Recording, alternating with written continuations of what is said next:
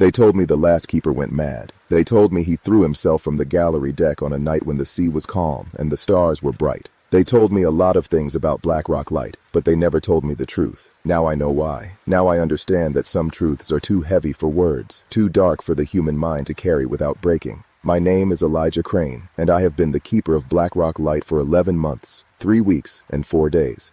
I am writing this account because I do not believe I will survive to tell it in person. If you are reading these words, then I am either dead or I have become something else entirely, something that no longer remembers what it meant to be a man named Elijah Crane from the small fishing town of Cape Morrow, Maine. I remember the day I arrived at Black Rock Island as clearly as I remember my own mother's face. It was the 17th of October, and the sky was the color of wet slate.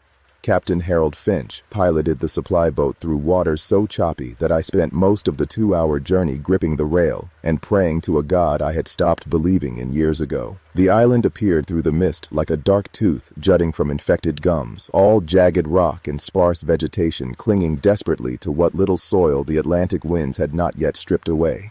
The lighthouse itself stood at the island's highest point, a white tower stained gray by decades of salt and storm, its lantern room dark against the overcast sky. Captain Finch cut the engine as we approached the small concrete dock, letting the waves carry us the final distance. He was a man of few words, his face weathered by 60 years of maritime life, but as I gathered my belongings and prepared to disembark, he placed a calloused hand on my shoulder. His grip was surprisingly strong. "You hear anything strange out there?" he said, his voice barely audible above the wind. "You keep your eyes on the light. Don't go looking for answers in the dark. Some questions ain't meant to be asked."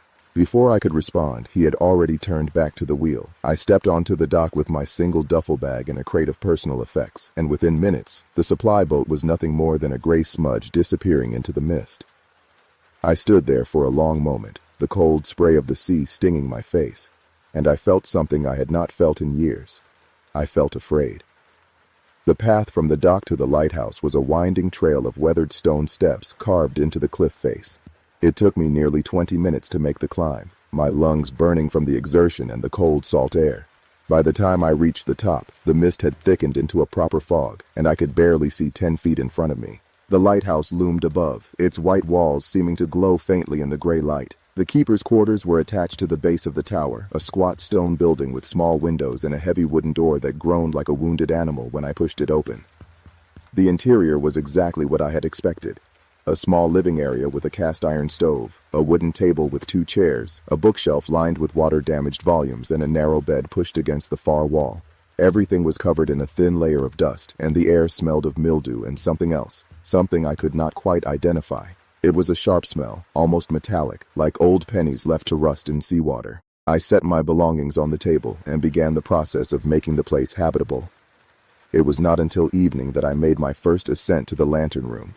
The spiral staircase inside the tower was made of cast iron, and each step rang out with a hollow clang that echoed up and down the shaft, like the tolling of a distant bell. There were exactly 117 steps. I counted them all, a habit I had developed during my years as an accountant in Boston, before my wife Margaret died, and I decided that I needed to get as far away from civilization as humanly possible.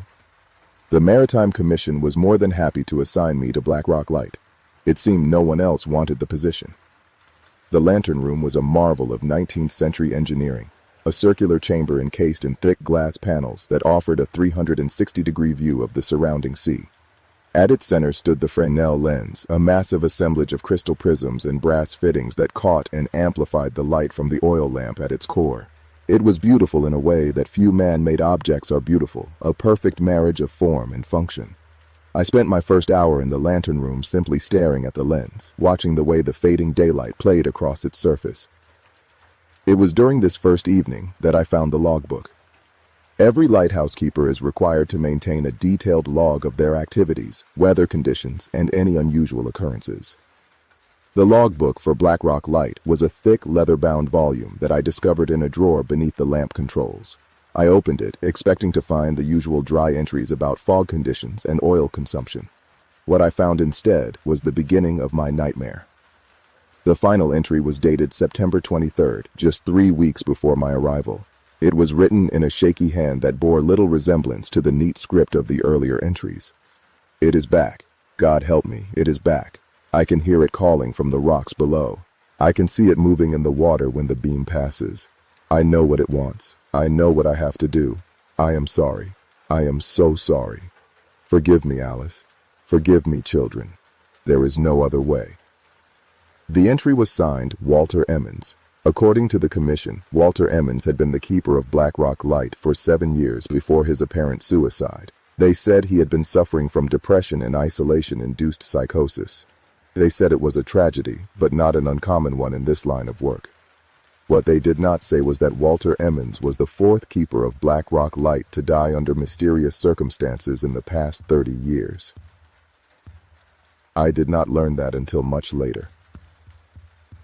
My first week on the island passed without incident. I fell into the rhythm of lighthouse keeping with surprising ease. Each day followed the same pattern. Wake at dawn, check the weather conditions, and record them in the logbook. Inspect the lighthouse exterior for any damage from the previous night's storms. Clean the lens and trim the wick. Fill the oil reservoir. Wind the clockwork mechanism that rotated the lens. In the evenings, I would light the lamp at precisely 30 minutes before sunset and watch the beam sweep across the darkening waters. It was monotonous work, but I found comfort in the monotony. After 23 years of sitting behind a desk calculating profit margins and tax liabilities, there was something deeply satisfying about performing tasks that had real, tangible consequences. Ships depended on my light to navigate the treacherous waters around Blackrock Island. If I failed in my duties, people could die. That responsibility gave my life a meaning it had lacked since Margaret passed. It was on the 8th night that I first heard the sound.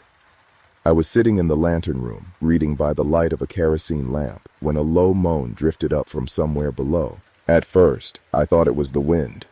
The Atlantic storms are notorious for producing strange sounds as they whip around rocky outcroppings and through narrow crevices.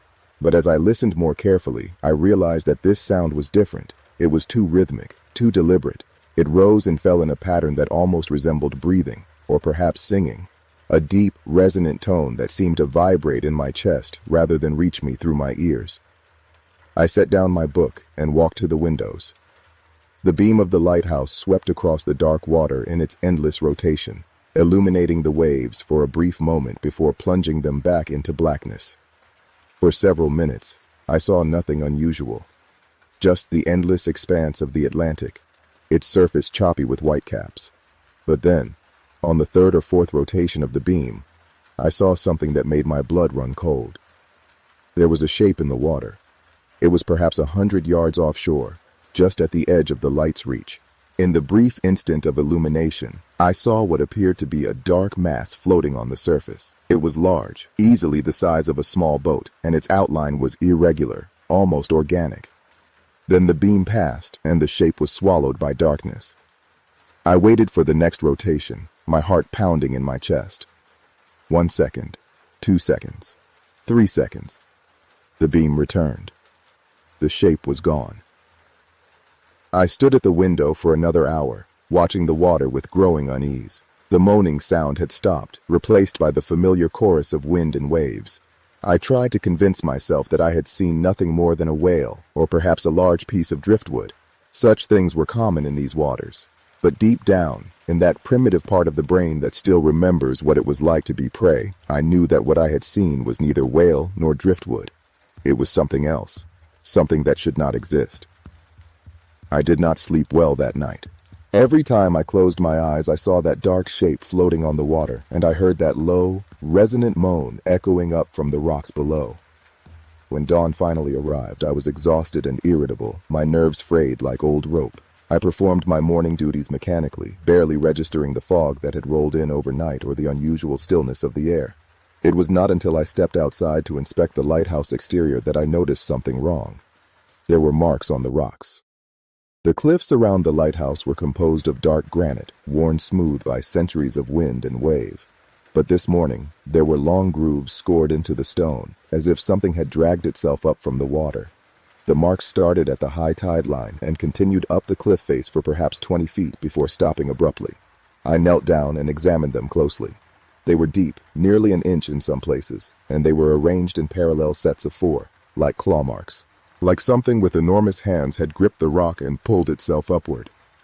I told myself it was erosion. I told myself it was some quirk of geology that I had simply not noticed before. But even as I formed these rational explanations, I knew they were lies. The marks were fresh. I could see where fragments of stone had been recently displaced, their interior surfaces still dark and unweathered. Something had climbed those rocks last night, something large and powerful, something that had come from the sea. I spent the rest of the day in a state of heightened alertness, jumping at every sound and constantly scanning the horizon for any sign of the thing I had glimpsed. But the day passed without incident, and by evening, I had almost convinced myself that my imagination was playing tricks on me. The isolation was getting to me, just as it had gotten to Walter Emmons and the keepers before him. I needed to stay calm, stay focused, and stay sane. I lit the lamp at the appointed time and settled into the lantern room with my book, determined to have a normal evening. The moaning started again just after midnight.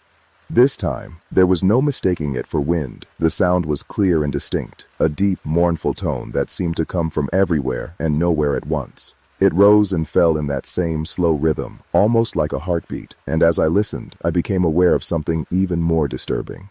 The sound was not just audible, it was physical. I could feel it vibrating in my bones, in my teeth, in the very marrow of my being. It was calling to me, summoning me. And despite every instinct screaming at me to stay where I was, I found myself rising from my chair and walking toward the stairs. I descended the spiral staircase in a daze, my feet moving of their own accord. The moaning grew louder with each step, filling my head until there was room for nothing else. I passed through the keeper's quarters without stopping and pushed open the heavy wooden door. The fog had returned, thicker than before, and I could see nothing beyond the first few feet of the stone path. But I did not need to see. The sound guided me, pulling me forward like a fish on a line. I walked to the edge of the cliff and looked down. The water below was black and still, untouched by the beam of the lighthouse that swept somewhere far above. And there, clinging to the rocks just above the waterline, was a figure. At first, my mind refused to process what I was seeing. It looked like a person, a woman perhaps, with long dark hair that hung in wet tangles around her face. Her skin was pale, almost luminescent in the darkness, and her body was twisted at an angle that should have been impossible for a human to achieve. She was looking up at me, and even from this distance I could see her eyes. They were large and dark and utterly empty, like holes cut in the fabric of reality itself. She opened her mouth and the moaning stopped. In the sudden silence, I heard her voice. It was not a sound that traveled through the air. It was a voice that appeared directly inside my skull, cold and wet and impossibly old. Come down to the water. We have been waiting for you, Elijah. We have been waiting so long." I do not know how long I stood there, frozen on the edge of the cliff. It could have been seconds or hours. The next thing I remember is waking up in my bed as dawn light filtered through the small window of the keeper's quarters. My clothes were soaked with seawater, and there was sand in my hair.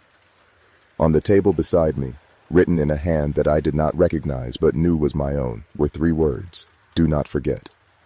I have spent the weeks since that night trying to make sense of what I experienced. I have searched through every book in the lighthouse library, looking for some rational explanation.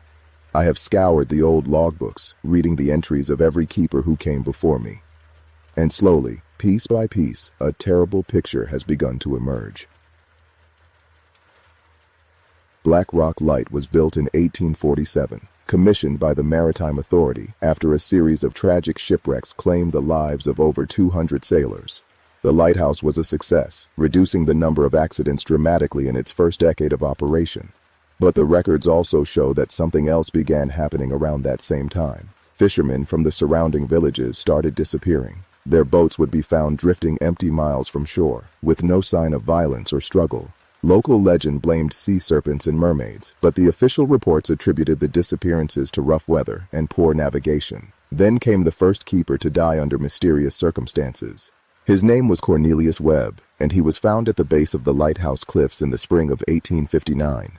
His body had been in the water for several days before it was discovered, and the coroner noted that there were unusual marks on his flesh, deep lacerations that did not match any known tool or animal. The official cause of death was listed as accidental drowning. The second keeper, James Pollard, vanished without a trace in 1872. A search party found his logbook open on the table in the keeper's quarters, with a final entry that read simply, "It is beautiful. I have never seen anything so beautiful. I must go to it." His body was never recovered. The third keeper, a man named Samuel Hawthorne, lasted only 4 months before he was found wandering the mainland shore in a state of complete catatonia. He never spoke another word for the rest of his life, which was mercifully short. He died in an asylum 3 years later. According to the attendants, he spent his final days staring at the wall and moving his lips as if in silent conversation with someone only he could see. And then there was Walter Emmons, the keeper who preceded me. 7 years he spent on Black Rock Island, longer than anyone else in the lighthouse's history. His logbooks for those 7 years are meticulous and unremarkable, filled with weather observations and maintenance notes. There is no mention of strange sounds or shapes in the water, no reference to climbing claws marks or figures on the rocks. Until that final entry, until he apologized to his wife and children and walked off the gallery deck into the darkness below. The common thread in all of these accounts is the sea. Whatever haunts Black Rock Light, it comes from the water. It calls to those who tend the lamp, and sooner or later they answer that call. The question that keeps me awake at night is not what it is. I have already made my peace with the fact that there are things in this world that defy explanation. The question that gnaws at my sanity is why? What does it want from us? And why does it need us to come to it willingly? I believe I found the answer in an old book that was hidden behind a loose stone in the cellar of the keeper's quarters. It was a journal, handwritten in faded ink on pages so brittle they crumbled at my touch. The author identified himself only as Ezra, and based on the dates of his entries, he was one of the construction workers who built the original lighthouse in 1847.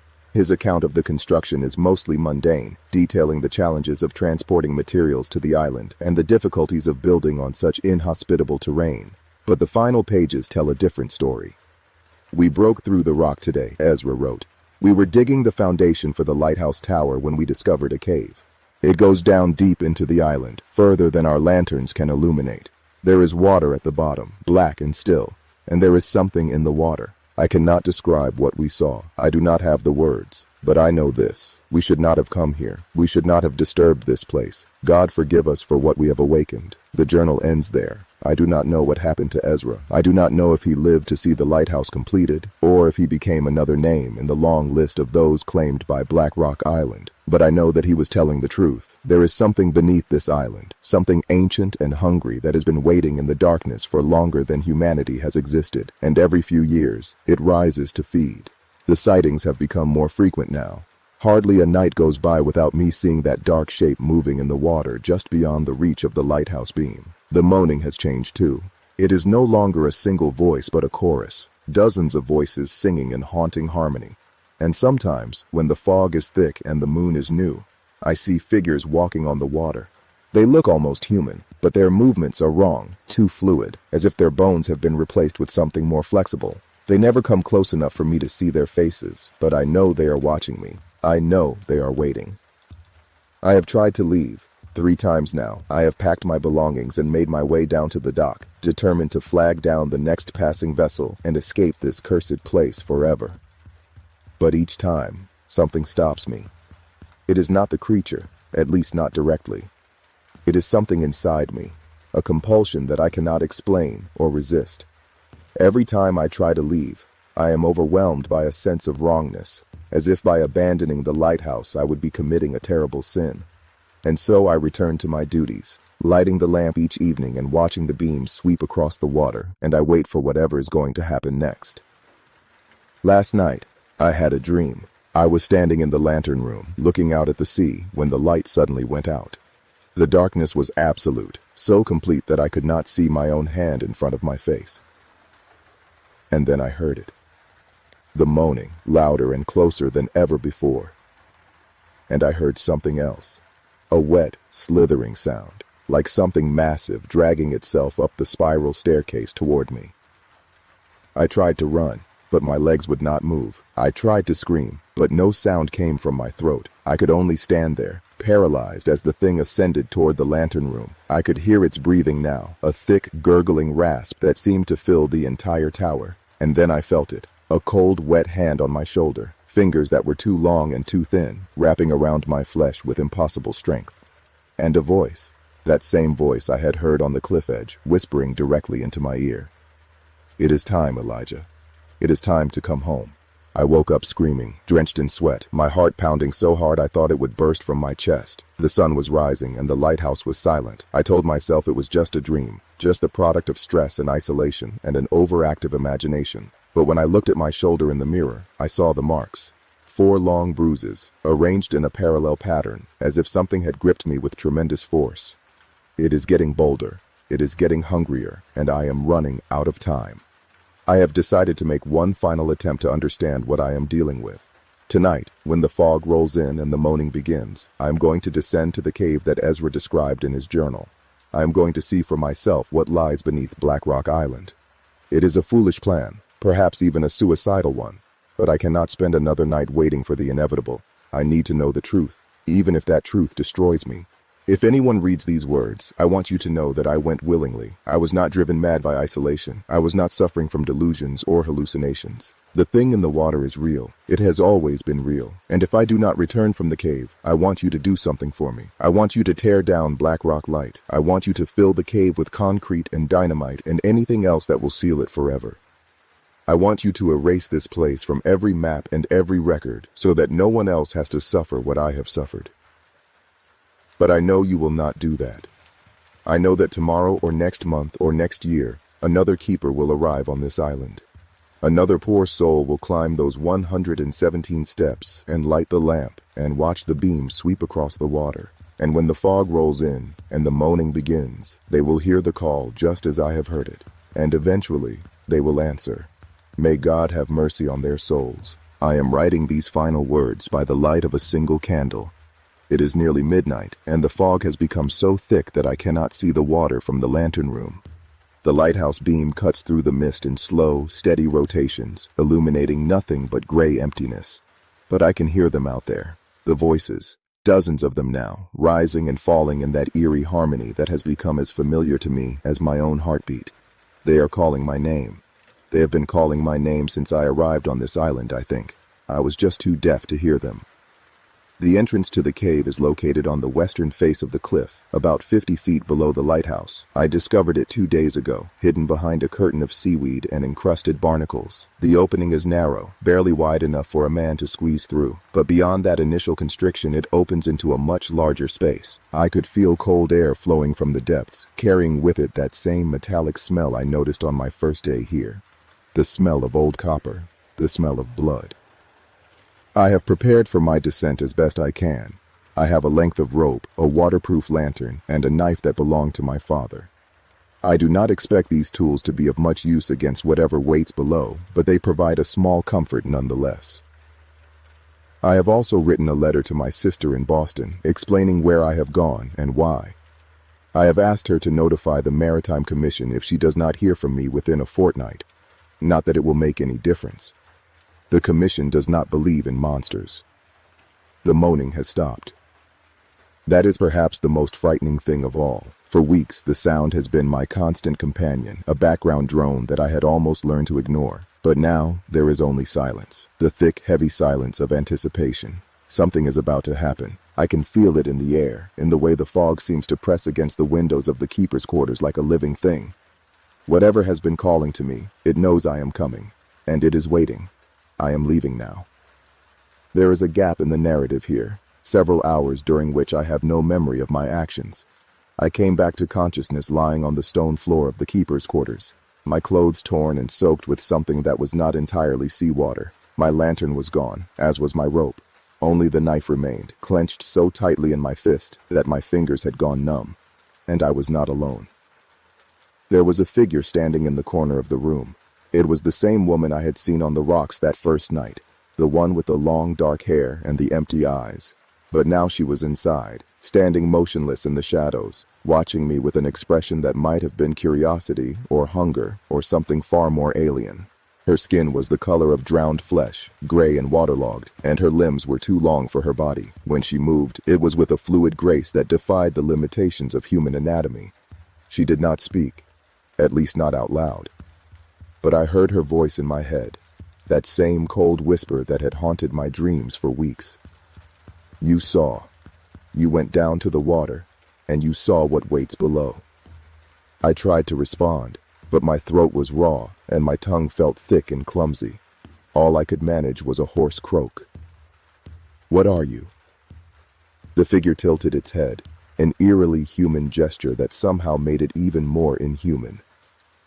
"We are what remains. We were here before the lighthouse, before the ships, before your kind crawled from the mud and built your first fire. We will be here long after you are gone. We are the memory of the deep, the dream of the abyss. And we are hungry, Elijah, so very hungry." I asked her what she wanted from me. I asked her why she had been calling to me, why she had been tormenting the keepers of Blackrock Light for nearly 2 centuries. Her answer was not what I expected. "The light," she said. "The beautiful light. It burns us, blinds us, keeps us trapped in the darkness below. We cannot rise while the light shines. We cannot feed while the light keeps the ships away from the rocks. But you can change that, Elijah. You can let the light go out. You can let us rise." I understood then. The lighthouse was not just a beacon for ships. It was a prison, a barrier that kept something ancient and terrible confined to the depths. Every keeper who had died, every sailor who had disappeared, they had all been victims of this thing's desperate attempts to extinguish the light. And now it wanted me to finish the job. I refused. Even in my terror, even knowing that this creature could kill me with a thought, I refused. I told her that I would keep the light burning until my dying breath. I told her that she and her kind would remain in the darkness where they belonged. I told her that I was not afraid. That last part was a lie, of course. I was more afraid than I had ever been in my life. But something strange happened when I spoke those words. The figure seemed to recoil, her empty eyes flickering with something that might have been uncertainty. For a long moment, she simply stared at me, her head tilted at that inhuman angle. And then she spoke again, her voice softer now, almost sad. "You are not like the others. They broke so easily. They came to us willingly, in the end.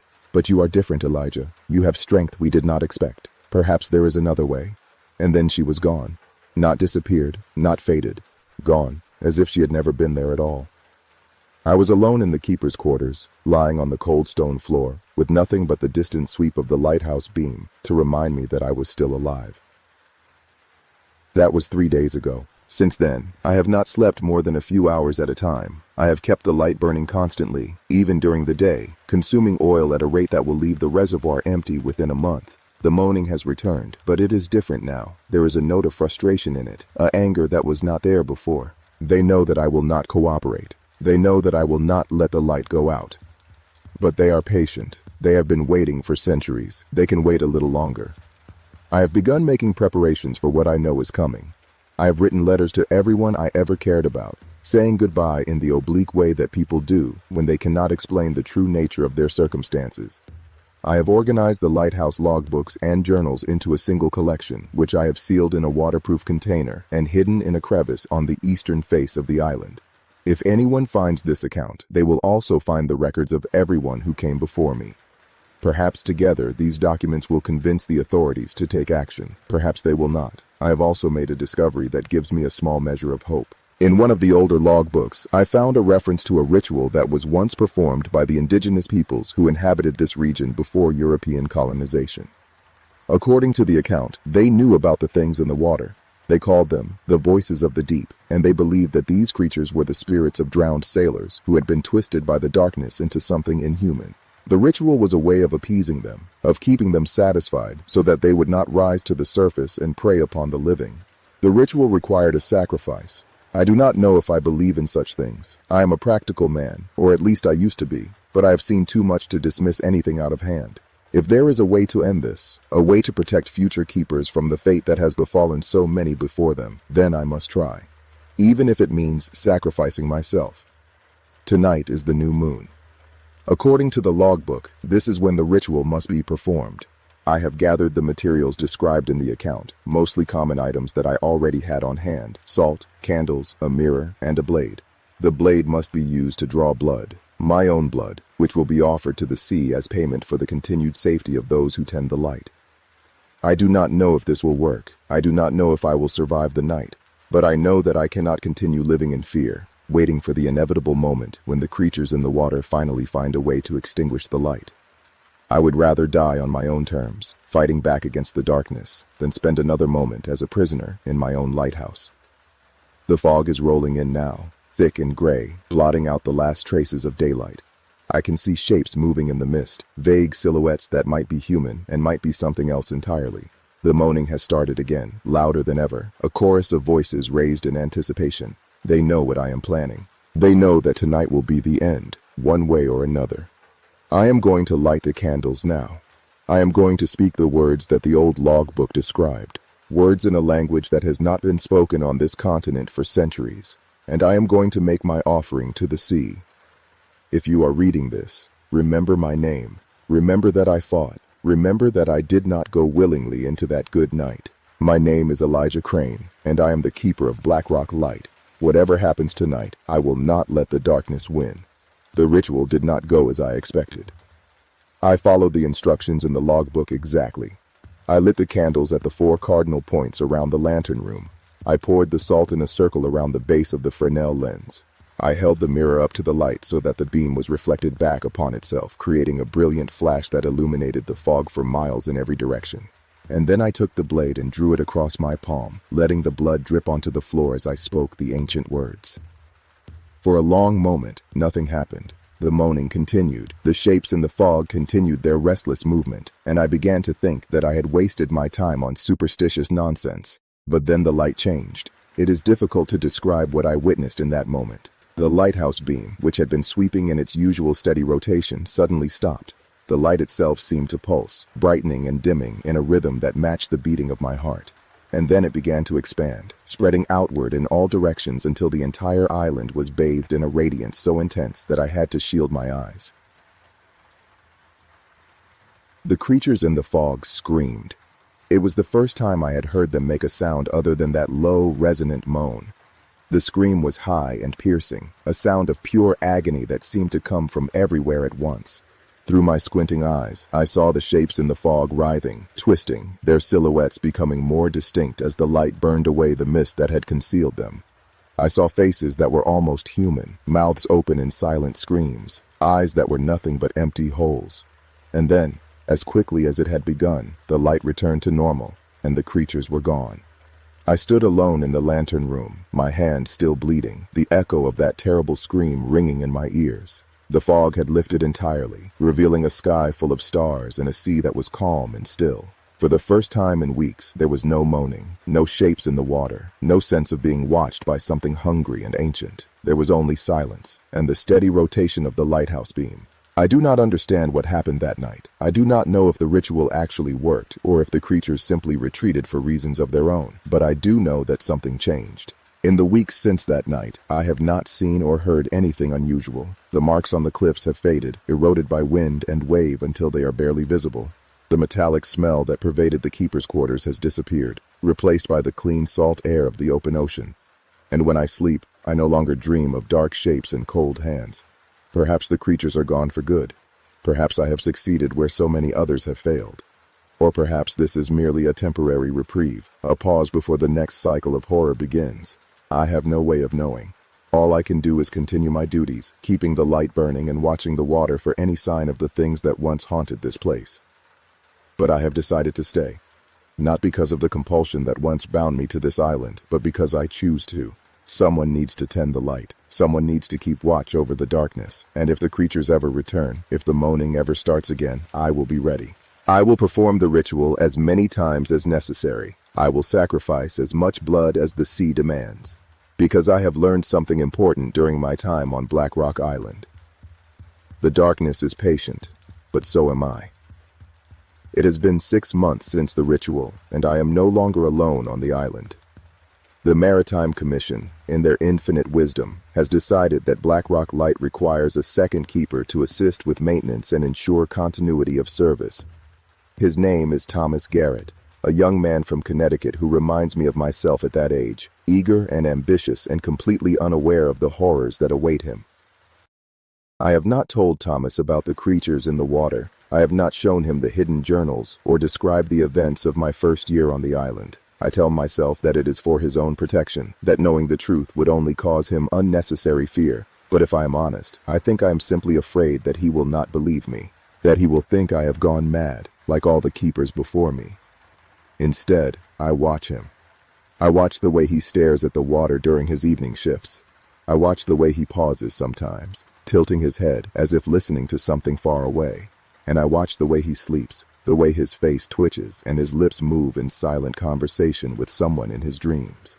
Last night, I found him standing at the edge of the cliff, looking down at the rocks below.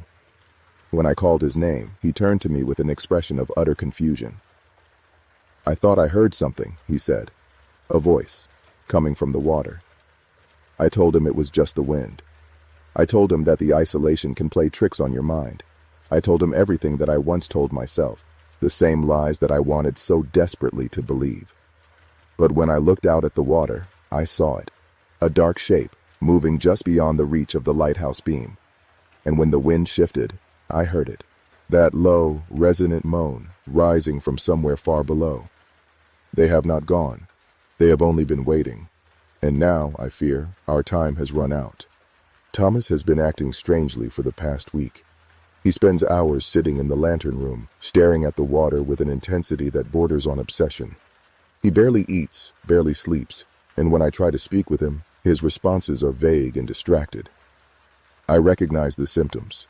They are the same symptoms I experienced during my first months on the island, before the ritual, before I understood what was happening.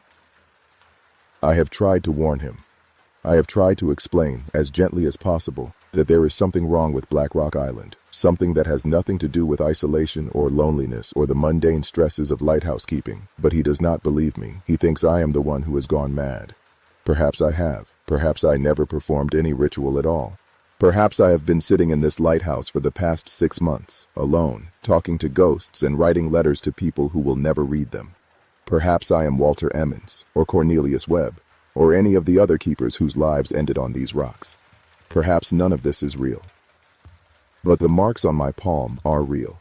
The scar from the blade I used to draw my blood, the scar that has never fully healed. Every time I look at it, I remember what I saw that night. The light expanding, the creatures screaming, the fog lifting to reveal the stars.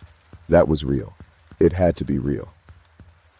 I am going to try the ritual again tonight. Thomas is sleeping, or at least pretending to sleep, and I have gathered all the necessary materials. If it worked once, perhaps it will work again. Perhaps I can drive them back into the depths before they can claim another victim. But even as I write these words, I hear the moaning starting up again, louder than before, closer than before. And I hear something else, a sound that makes my blood run cold. It is Thomas. He is singing along with them. I found Thomas at the base of the cliff this morning. His body was broken from the fall, but his face was peaceful, almost serene. In his hand, he was clutching a note written in the same shaky handwriting that I have seen so many times before. It is beautiful. I have never seen anything so beautiful. I must go to it. The same words that James Pollard wrote before he vanished in 1872. The same words, verbatim, as if some ancient script has been passed down through the generations, from keeper to keeper, victim to victim. I am alone again. The fog has returned, thicker than ever, and the moaning has reached a fever pitch. When I look out at the water, I see dozens of shapes now, circling the island like sharks around a wounded swimmer. They know what has happened. They know that they have won another round in this endless war between light and darkness. But I will not give up. I will not follow Thomas off that cliff, no matter how beautiful the voices make it sound. I will light the candles and pour the salt and speak the ancient words, and I will offer my blood to the sea for as long as it takes. Because someone has to keep fighting. Someone has to tend the light. My name is Elijah Crane. I am the keeper of Black Rock Light, and I will not let the darkness win. Not today. The years have passed. I do not know how many. Time moves differently on Black Rock Island, stretching and compressing in ways that defy measurement. I have stopped counting the days, stopped recording the weather in the logbook, stopped pretending that any of the normal rules apply to this place. All I do now is tend the light and perform the ritual and wait. There have been other keepers since Thomas. The commission keeps sending them, no matter how many times I write to tell them that this lighthouse should be closed. They come full of hope and ambition, and they leave broken or dead. Some last longer than others. Harold Mitchell stayed for nearly 2 years before the voices finally claimed him. Roberta Chen made it only 3 weeks. Each one I try to warn. Each one I fail to save. But I remain. I have become something more than human now, something shaped by decades of exposure to the creatures in the water and the ritual that keeps them at bay. I do not age, or at least I age so slowly that the change is imperceptible. I do not get sick, do not tire, do not feel the cold the way I once did. I am becoming part of the lighthouse itself, as essential to its function as the lens and the lamp. The creatures have noticed the change. They speak to me differently now, with a respect that borders on reverence. They call me the keeper of the boundary, the guardian of the light. They no longer ask me to extinguish the lamp. Instead, they make offerings, leaving strange gifts on the rocks below the cliff. Fish with scales that shimmer like opals. Shells carved with symbols I cannot decipher. Once, a crown made of coral and human bone. I do not accept their gifts. I do not trust their sudden reverence. But I have come to understand them better, these creatures of the deep. They are not evil, not in the way that humans understand evil. They are simply hungry, driven by instincts that predate morality and conscience. They do not hate the light. They fear it, the way any creature fears the thing that can destroy it. And in their fear, they have developed a kind of grudging respect for the one who wields that power. But I am tired. So very tired. I have been fighting this battle for longer than any human was meant to fight. I have watched dozens of keepers come and go, their lives snuffed out like candles in a storm. I have performed the ritual hundreds of times, my blood staining the stones of the lantern room until they have taken on a permanent rusty hue, and I have felt my humanity slipping away, bit by bit, replaced by something colder and harder and more determined. I do not know how much longer I can continue.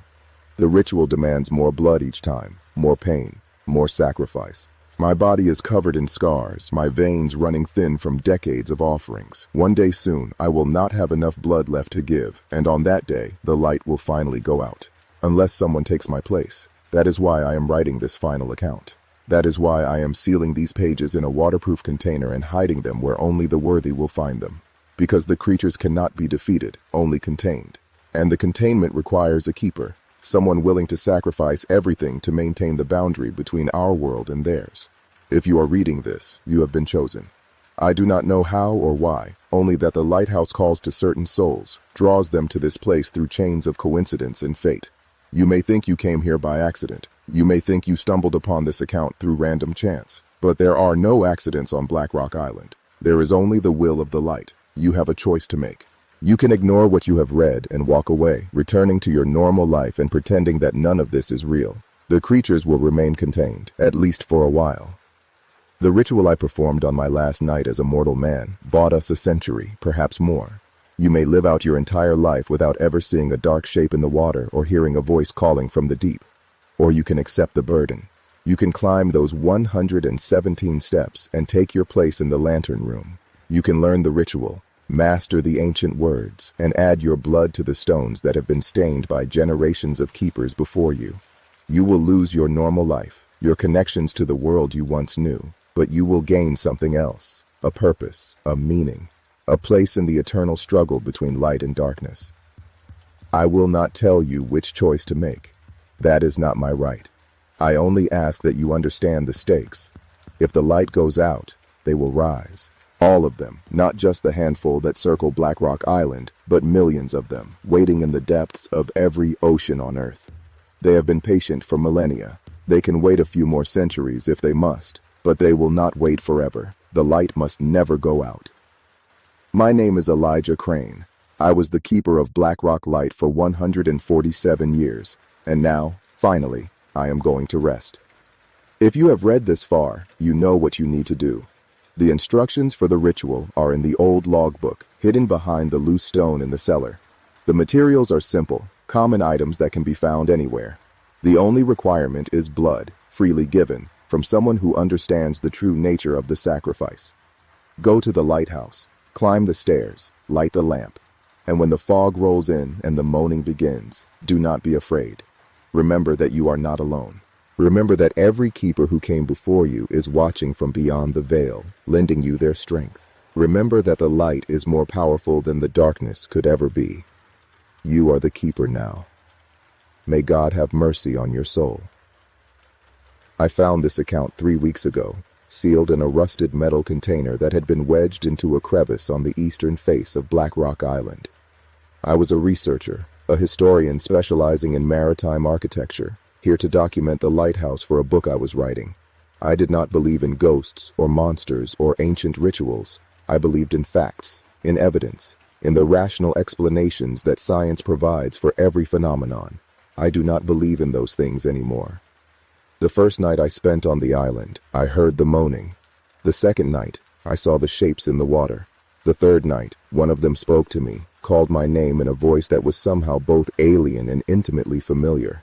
And on the fourth night, I climbed the 117 steps to the lantern room and found the old logbook hidden behind a loose stone in the cellar. The ritual works.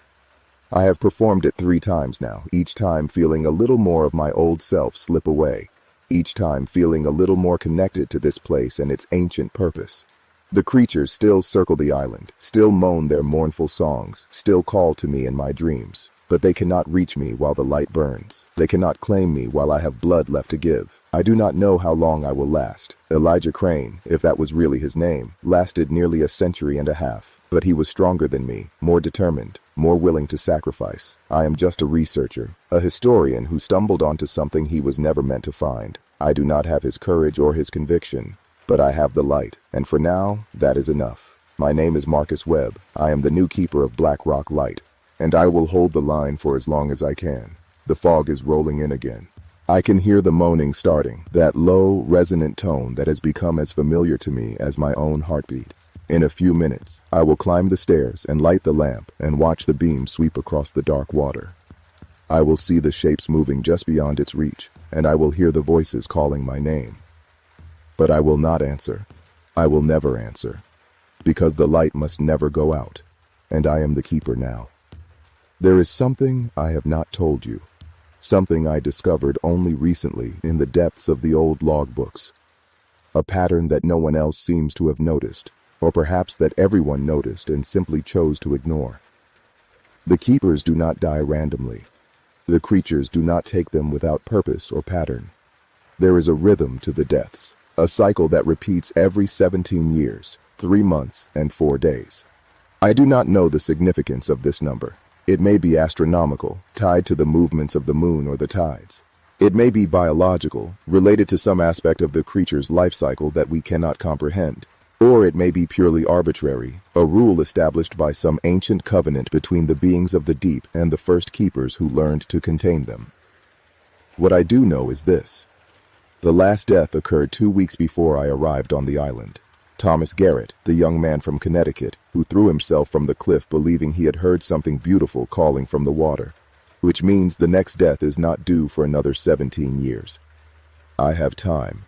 Not as much as Elijah Crane had, but enough to make a difference, enough to learn everything I can about the ritual and the creatures and the history of this cursed place, enough perhaps to find a permanent solution, a way to end the cycle once and for all. But I am not naive.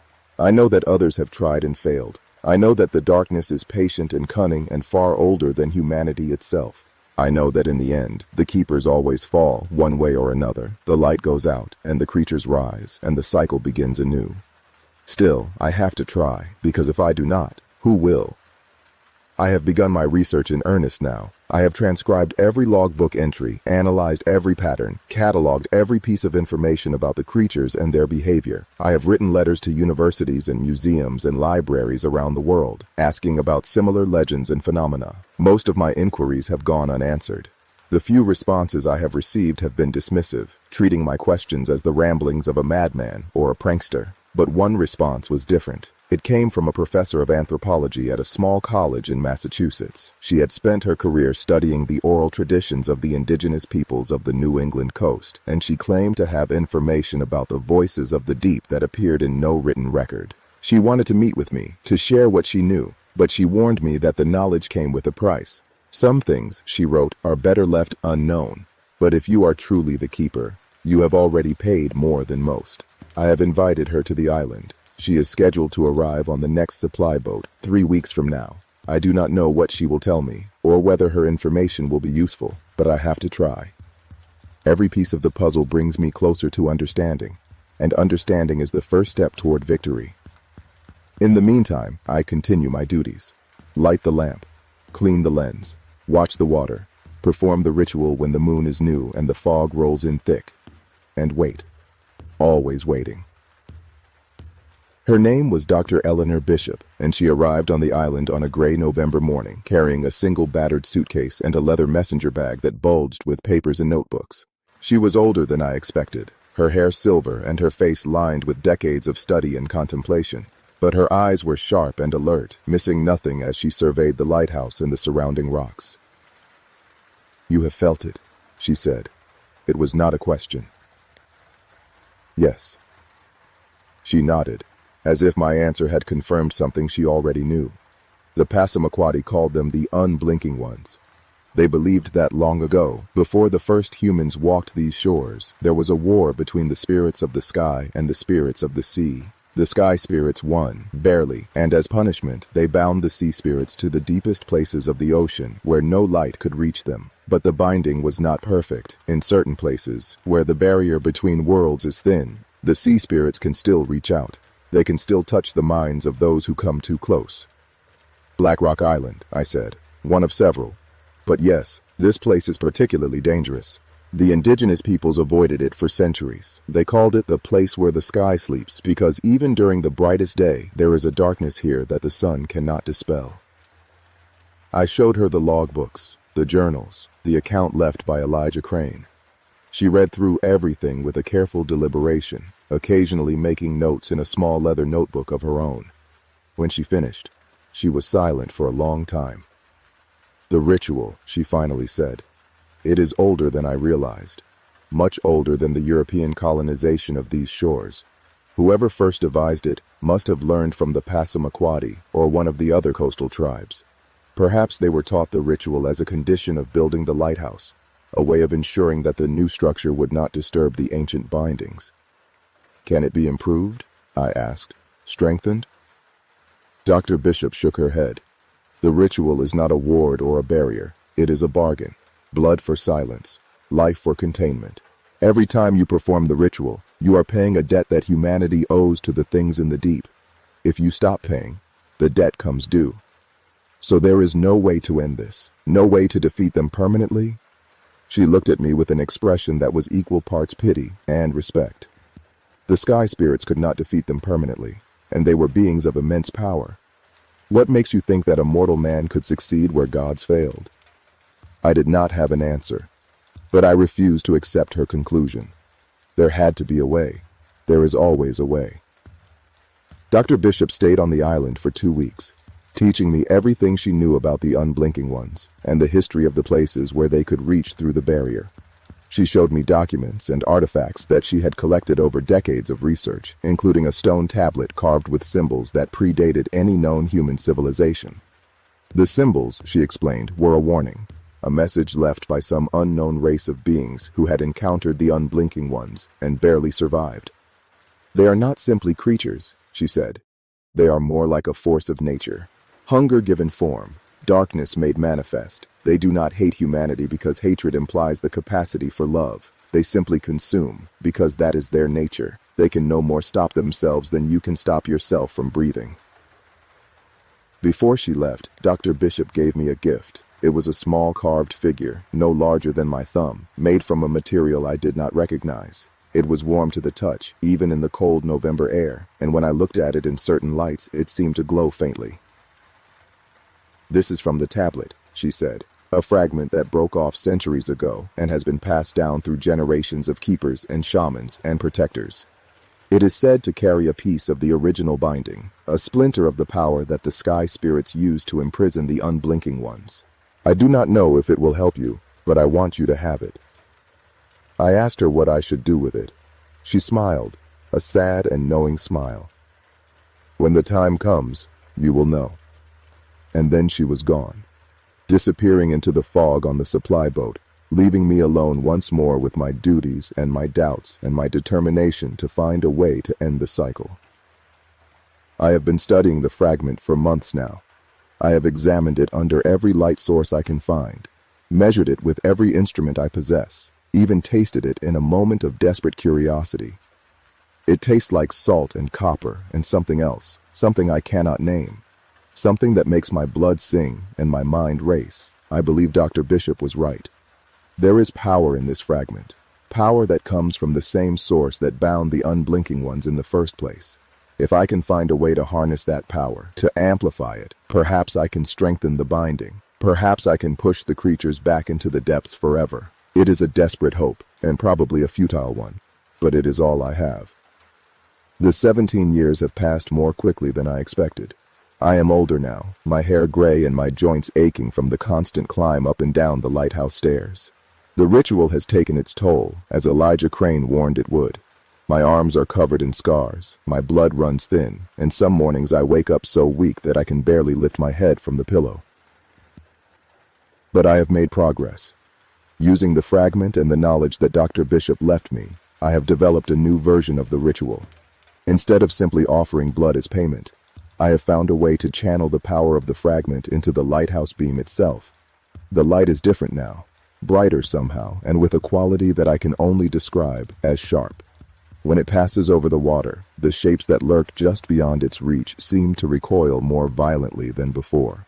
The creatures have noticed the change. The moaning has taken on a new quality, a note of something that might be fear.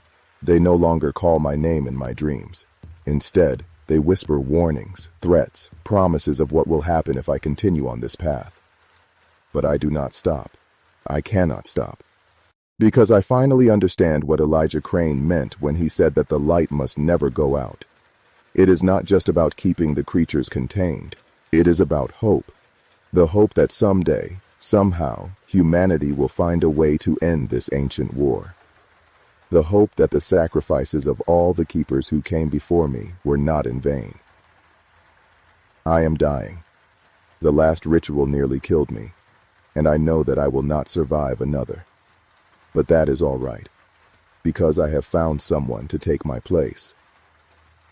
His name is Daniel Porter, and he arrived on the island 6 months ago as my assistant. He is young and strong and skeptical, just as I was when I first came here. I have shown him the logbooks, told him the stories, explained the true nature of his duties. And unlike so many others before him, he has not fled or succumbed to madness. He believes me. More importantly, he is willing to fight. I have given him the fragment and taught him everything I know about the ritual. I have shared my research, my theories, my desperate hope that the binding can be strengthened, and I have made him promise that when I am gone, he will continue the work. He will keep the light burning. He will hold the line. The fog is rolling in now, thicker than I have ever seen it. I can hear the moaning starting, louder and angrier than ever before. They know what I have done. They know that I have made them afraid. Good. Let them be afraid. My name is Marcus Webb. I was the keeper of Black Rock Light for 17 years, 3 months, and 4 days. And now, at last, my watch is ended, but the light still burns, and it will burn forever. I am Daniel Porter, and I am the new keeper of Black Rock Light. Marcus died 3 weeks ago, peacefully, in the small bed in the keeper's quarters where so many keepers before him drew their final breaths. His last words were instructions, a final refinement to the ritual that he had discovered in his dying moments. I do not know if it will work. I do not know if any of this will work. But I am going to find out. The creatures have been restless since Marcus passed. They circle the island constantly now, their moaning never stopping, their shapes growing bolder in the darkness beyond the beam. I can feel their hunger pressing against the lighthouse walls like a physical force. They know that the bargain has shifted. They know that the balance of power is changing, and they are afraid.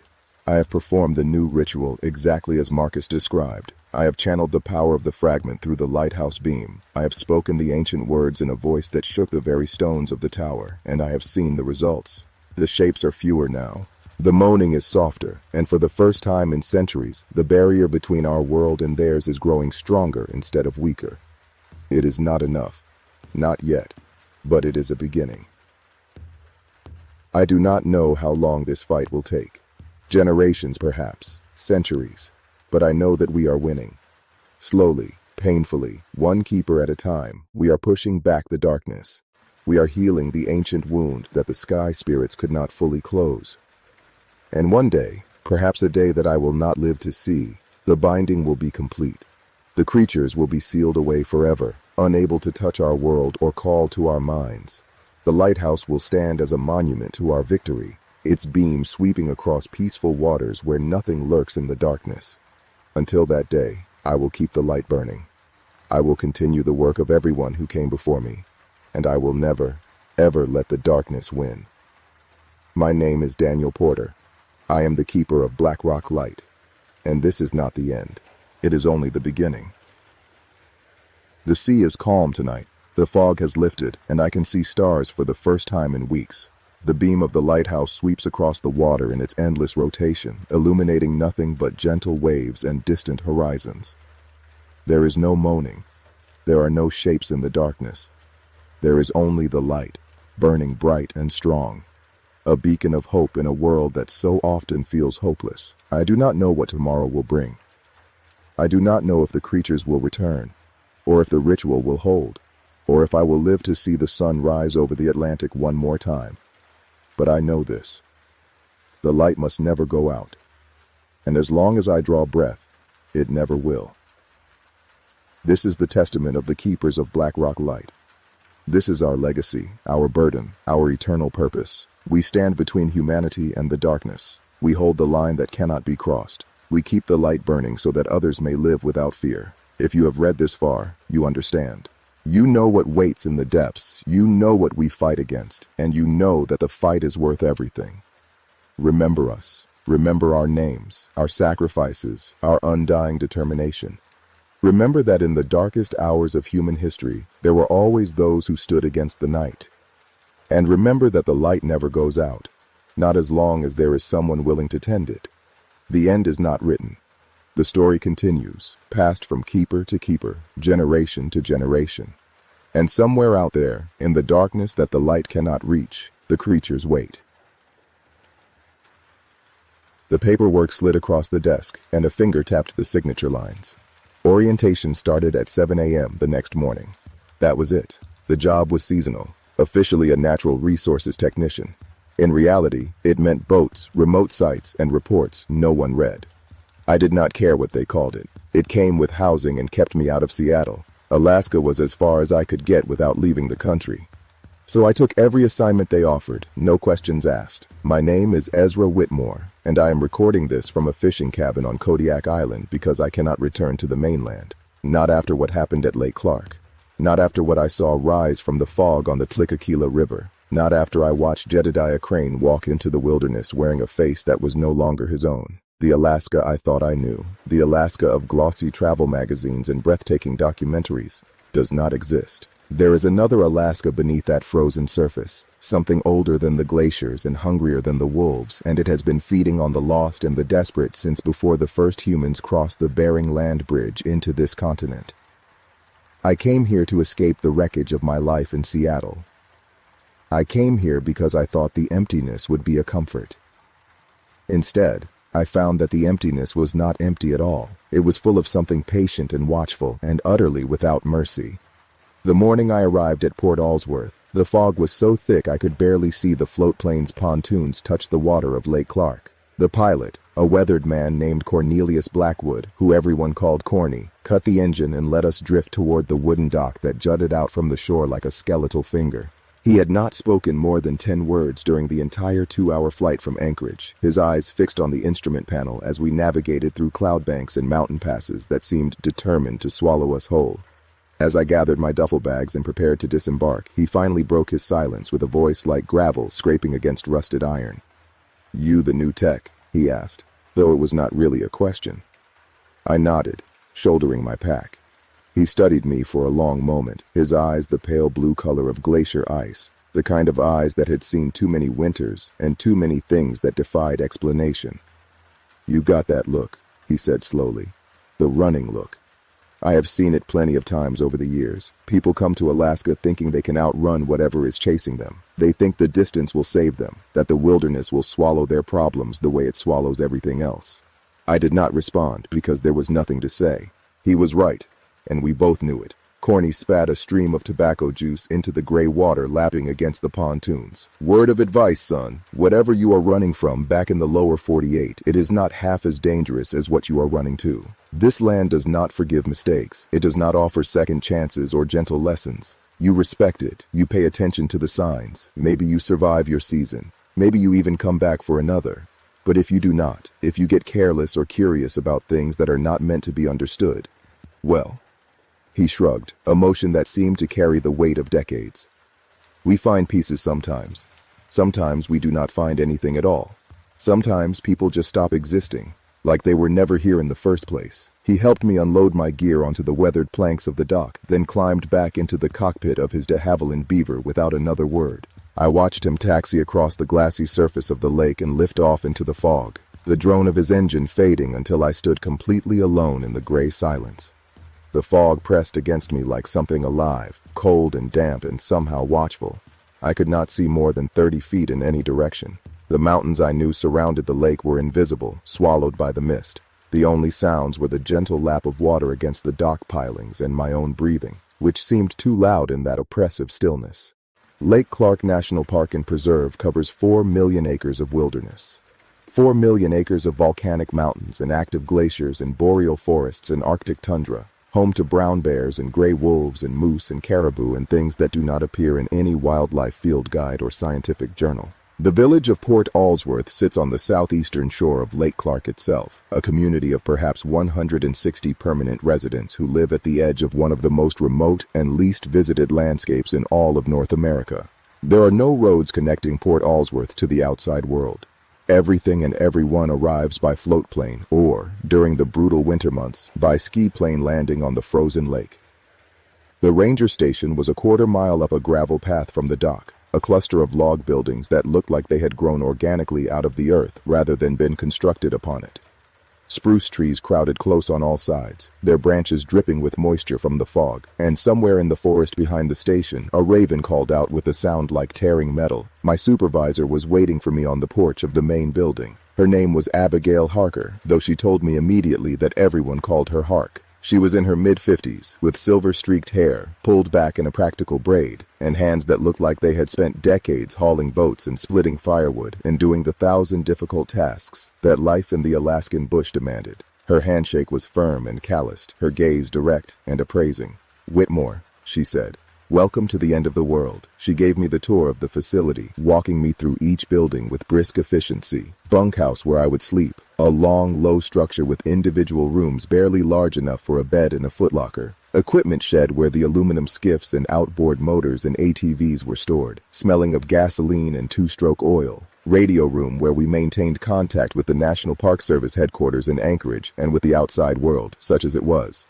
Supply depot stacked with canned goods and freeze-dried meals and emergency equipment. First aid station with enough medical supplies to handle anything short of major surgery. And finally, at the end of the tour, she led me into the map room. The map room was the operational heart of the ranger station, a large space dominated by a topographical map of the park that covered an entire wall from floor to ceiling.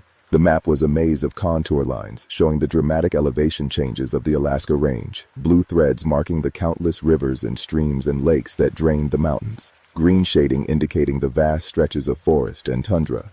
Pins of various colors marked locations throughout the park, dozens of them clustered in patterns that seemed to follow some logic I did not yet understand. Trails and established campsites and backcountry research stations and places where rangers regularly patrolled. Some of the pins were green, some were yellow, and some, clustered primarily in the northern section of the park near the upper reaches of the Tlicacula River, were red. "What are the red pins?" I asked, though something in my gut already warned me I might not want to know the answer. Hark was quiet for a long moment, her eyes fixed on those red markers. When she finally spoke, her voice had lost some of its brisk professional tone. "Problem areas," she said. "Places where we have had incidents over the years." "What kind of incidents?" She turned to face me, and I saw something in her eyes that I would come to recognize over the following weeks and months. A wariness, a weight, the look of someone carrying knowledge they wished they did not possess. "The kind we do not discuss with new personnel," she said carefully. "Not until they have been here long enough to understand the nature of this place." "Understand what?" I pressed. "That some things in this park do not have rational explanations, and that looking for explanations, asking questions about things that are better left unexamined, can get you killed just as surely as falling through thin ice or surprising a sow grizzly with cubs." She left me to settle into my bunk, and I spent the rest of that first day unpacking my few possessions and exploring the station grounds. The fog never lifted, pressing down on Port Allsworth like a suffocating blanket, and by evening the temperature had dropped enough that I could see my breath misting in the air. I met the other staff members over dinner in the common room, a rotating crew of rangers and technicians and researchers who came and went with the seasons like migratory birds. There was Jedediah Crane, a wildlife biologist in his mid-30s who had been studying the park's brown bear population for nearly a decade. He was tall and lean, with the kind of perpetual 5 o'clock shadow and intense dark eyes that made him look like he had not slept properly in years. There was Martha Sloan, a trail maintenance supervisor who had been working in various Alaska parks for over 20 years and who spoke with the flat, pragmatic accent of her native Minnesota. And there was Obadiah Finch, an old man who served as the station's handyman and unofficial historian, a position he had apparently held since the park was first established in 1980. Finch was the one who told me about the vanishings. It was my third night at the station, and I could not sleep. The bunkhouse was quiet. The other staff members long since retired to their rooms, but every time I closed my eyes, I saw the red pins on that map, clustered in the northern wilderness like drops of blood on snow. I gave up on sleep around 2 in the morning and wandered into the common room, hoping a book or a cup of coffee might settle my restless mind. Finch was already there, sitting in a worn armchair by the wood stove, nursing a mug of coffee that smelled like it had been brewing since the Eisenhower administration. A kerosene lamp cast flickering shadows across his weathered face, and for a moment I thought he might be asleep with his eyes open, so still and silent was he sitting there. But then he spoke without looking up, his voice carrying the rasp of too many cigarettes and too many Alaskan winters. "Cannot sleep," he said. It was not a question. "New place," I offered. "Takes time to adjust to the sounds, the rhythms. Everything is different up here." He nodded slowly, the motion seeming to take great effort, as if his neck had rusted over the decades. "It is not just that, though, is it? You can feel it, can you not? The wrongness, the sense that something is watching from just beyond the edge of the light." I did not answer because there was nothing I could say that would not sound foolish or paranoid. But Finch was right, and we both knew it. Since arriving at Port Allsworth, I had felt something I could not name or explain. A pressure in the air that had nothing to do with barometric readings. A sense of being observed by something vast and patient and fundamentally inhuman. The feeling that the wilderness surrounding us was not merely indifferent to human presence, but actively, malevolently aware of it. Finch gestured with his coffee mug for me to take the chair across from him, and I sank into the cracked leather, grateful for the warmth of the stove against the chill that seemed to seep through the log walls. He studied me for a long moment with eyes that had seen more than 7 decades of life in one of the harshest environments on Earth. Eyes that held secrets they would never fully reveal. "You want to know about the red pins," he said finally. "Everyone does, eventually. It is human nature to pick at mysteries like scabs, even when we know the wounds beneath have never properly healed." Hark said they were problem areas. Finch made a sound that might have been a laugh if it had contained any humor. "Problem areas. That is one way to put it. That is the official terminology, the language we use in reports that go to headquarters in Anchorage and Washington. Sanitized, professional, meaningless." He took a long sip of his bitter coffee, then set the mug on the table beside him with the careful deliberation of the very old. "In the 43 years I have been working in Alaska, first for the state, and then for the Park Service, we have had 17 people disappear from this park without a trace. 17 that we know about, that were reported and investigated and filed away in cabinets that nobody ever opens, not lost and later found dead from exposure or animal attack, not drowned in rivers or fallen into crevasses, vanished completely and utterly. No bodies recovered, no gear discovered, no evidence whatsoever that they were ever present in the locations where they were last seen. 17 people," I repeated, the number settling into my stomach like a stone dropped into dark water. "That is just the official count," Finch continued. "The documented cases, the ones where someone filed a missing persons report, where search and rescue teams were deployed, where the bureaucratic machinery of investigation ground through its motions. The real number is much higher, I am certain of that. Hunters who walked into the backcountry during moose season and never walked out. Prospectors and trappers who worked these lands before the park existed, before there was anyone to notice or care when they stopped appearing at trading posts. Native families who lived in seasonal camps in villages that do not exist anymore. whose disappearances were never recorded in any official document because nobody in authority was paying attention to them in the first place. Villages that do not exist anymore, I said, and the words felt strange in my mouth, too large and too terrible to be spoken aloud in this small, warm room. Finch looked at me across the flickering lamplight, and in that moment he seemed ancient beyond his years, a repository of knowledge that should have been forgotten long ago, that the world would be better off not knowing. "There are places in this park," he said, his voice dropping to barely above a whisper, "where entire communities have disappeared. Not abandoned in the normal sense, where people pack up their belongings and relocate to somewhere with better prospects. Not wiped out by disease or famine or violence, where you would expect to find bodies or graves or some evidence of what occurred. Disappeared. Every man, woman, child, and dog gone between one day and the next. The buildings still standing, the food still sitting on tables, the fires still smoldering in their hearths, but the people simply gone. As if they had stepped through some invisible doorway into somewhere else. As if they had been erased from existence by a hand that left no fingerprints.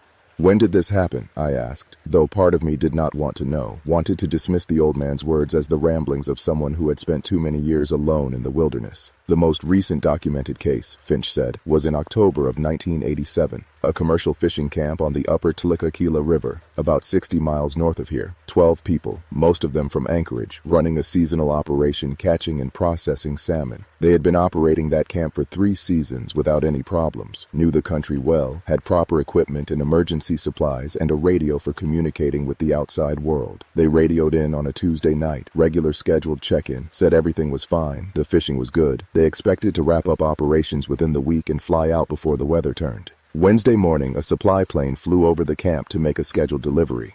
The pilot, a man named Samuel Worthington, who had been flying in Alaska since Korea, saw immediately that something was wrong. The camp looked deserted. No smoke from the cooking fires, no movement among the tents and processing tables, no one responding to his radio calls. He circled 3 times, trying to raise someone on the frequency they had established, and when he got nothing but static, he decided to land and investigate. Finch paused, refilling his coffee mug from a battered percolator that sat on the wood stove, the liquid inside looking thick as motor oil. "What Worthington found," he continued, "has never been officially explained or even officially acknowledged by the Park Service or any other government agency. The camp was intact. The tents were still standing, the equipment still in place, the boat still tied to the dock. Breakfast was still cooking on the camp stove, eggs and bacon burned black in the pan because there was nobody to take them off the heat.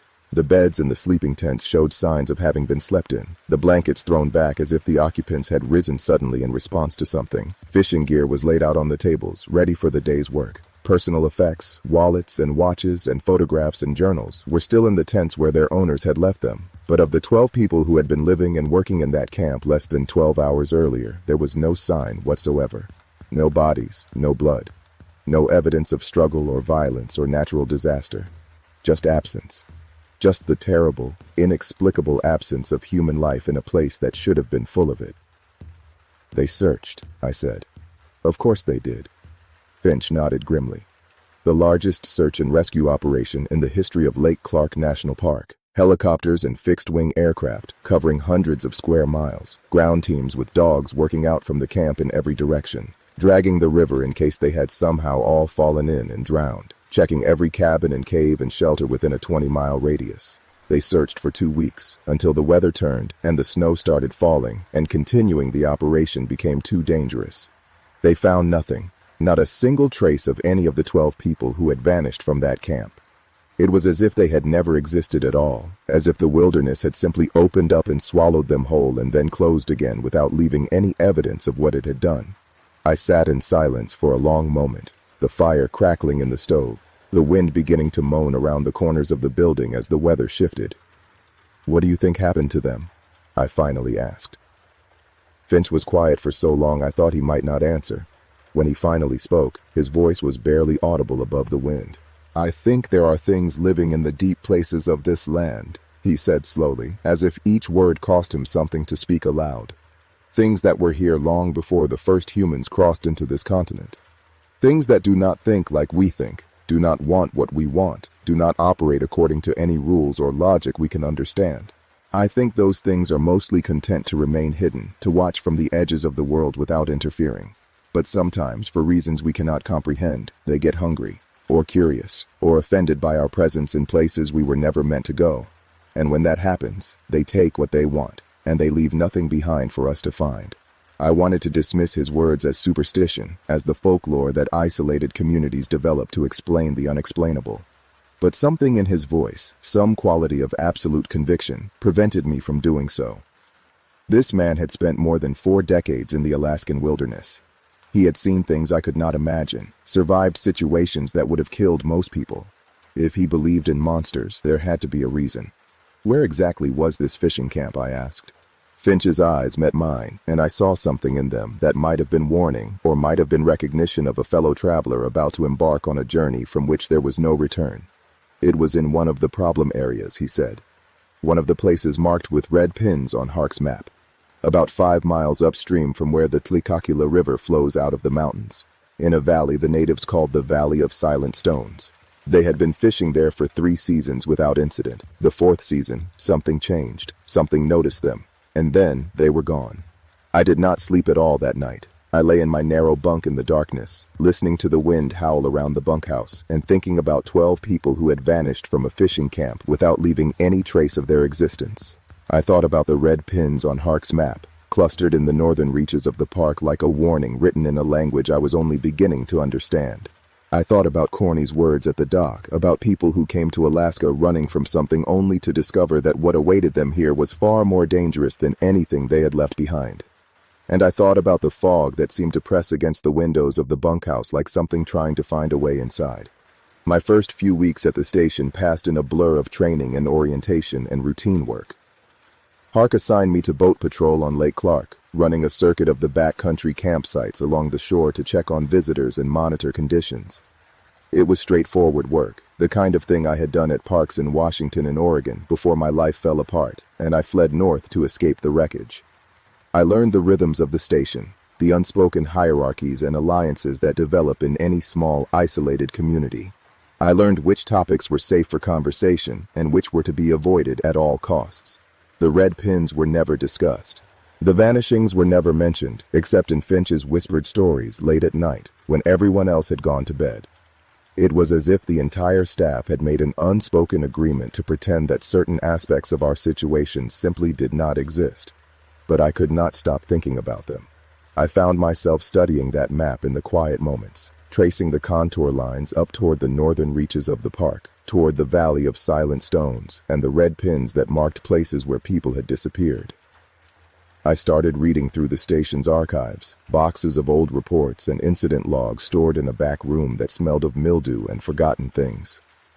Most of what I found was mundane. Bear encounters, equipment failures, medical evacuations, the routine emergencies of wilderness management. But occasionally I came across something else, a report that had been filed and then seemingly forgotten, a document that raised more questions than it answered. There was a report from 1983, 2 years before the fishing camp incident, describing the discovery of an abandoned cabin in the Tlicacula drainage. The cabin had belonged to a trapper named Ezekiel Harrow who had worked the area for decades. When he failed to appear at his usual supply pickup in Non-Dalton, a ranger was sent to check on him. The cabin was found intact, with firewood stacked by the stove and food in the larder, and Harrow's prized rifle hanging above the door.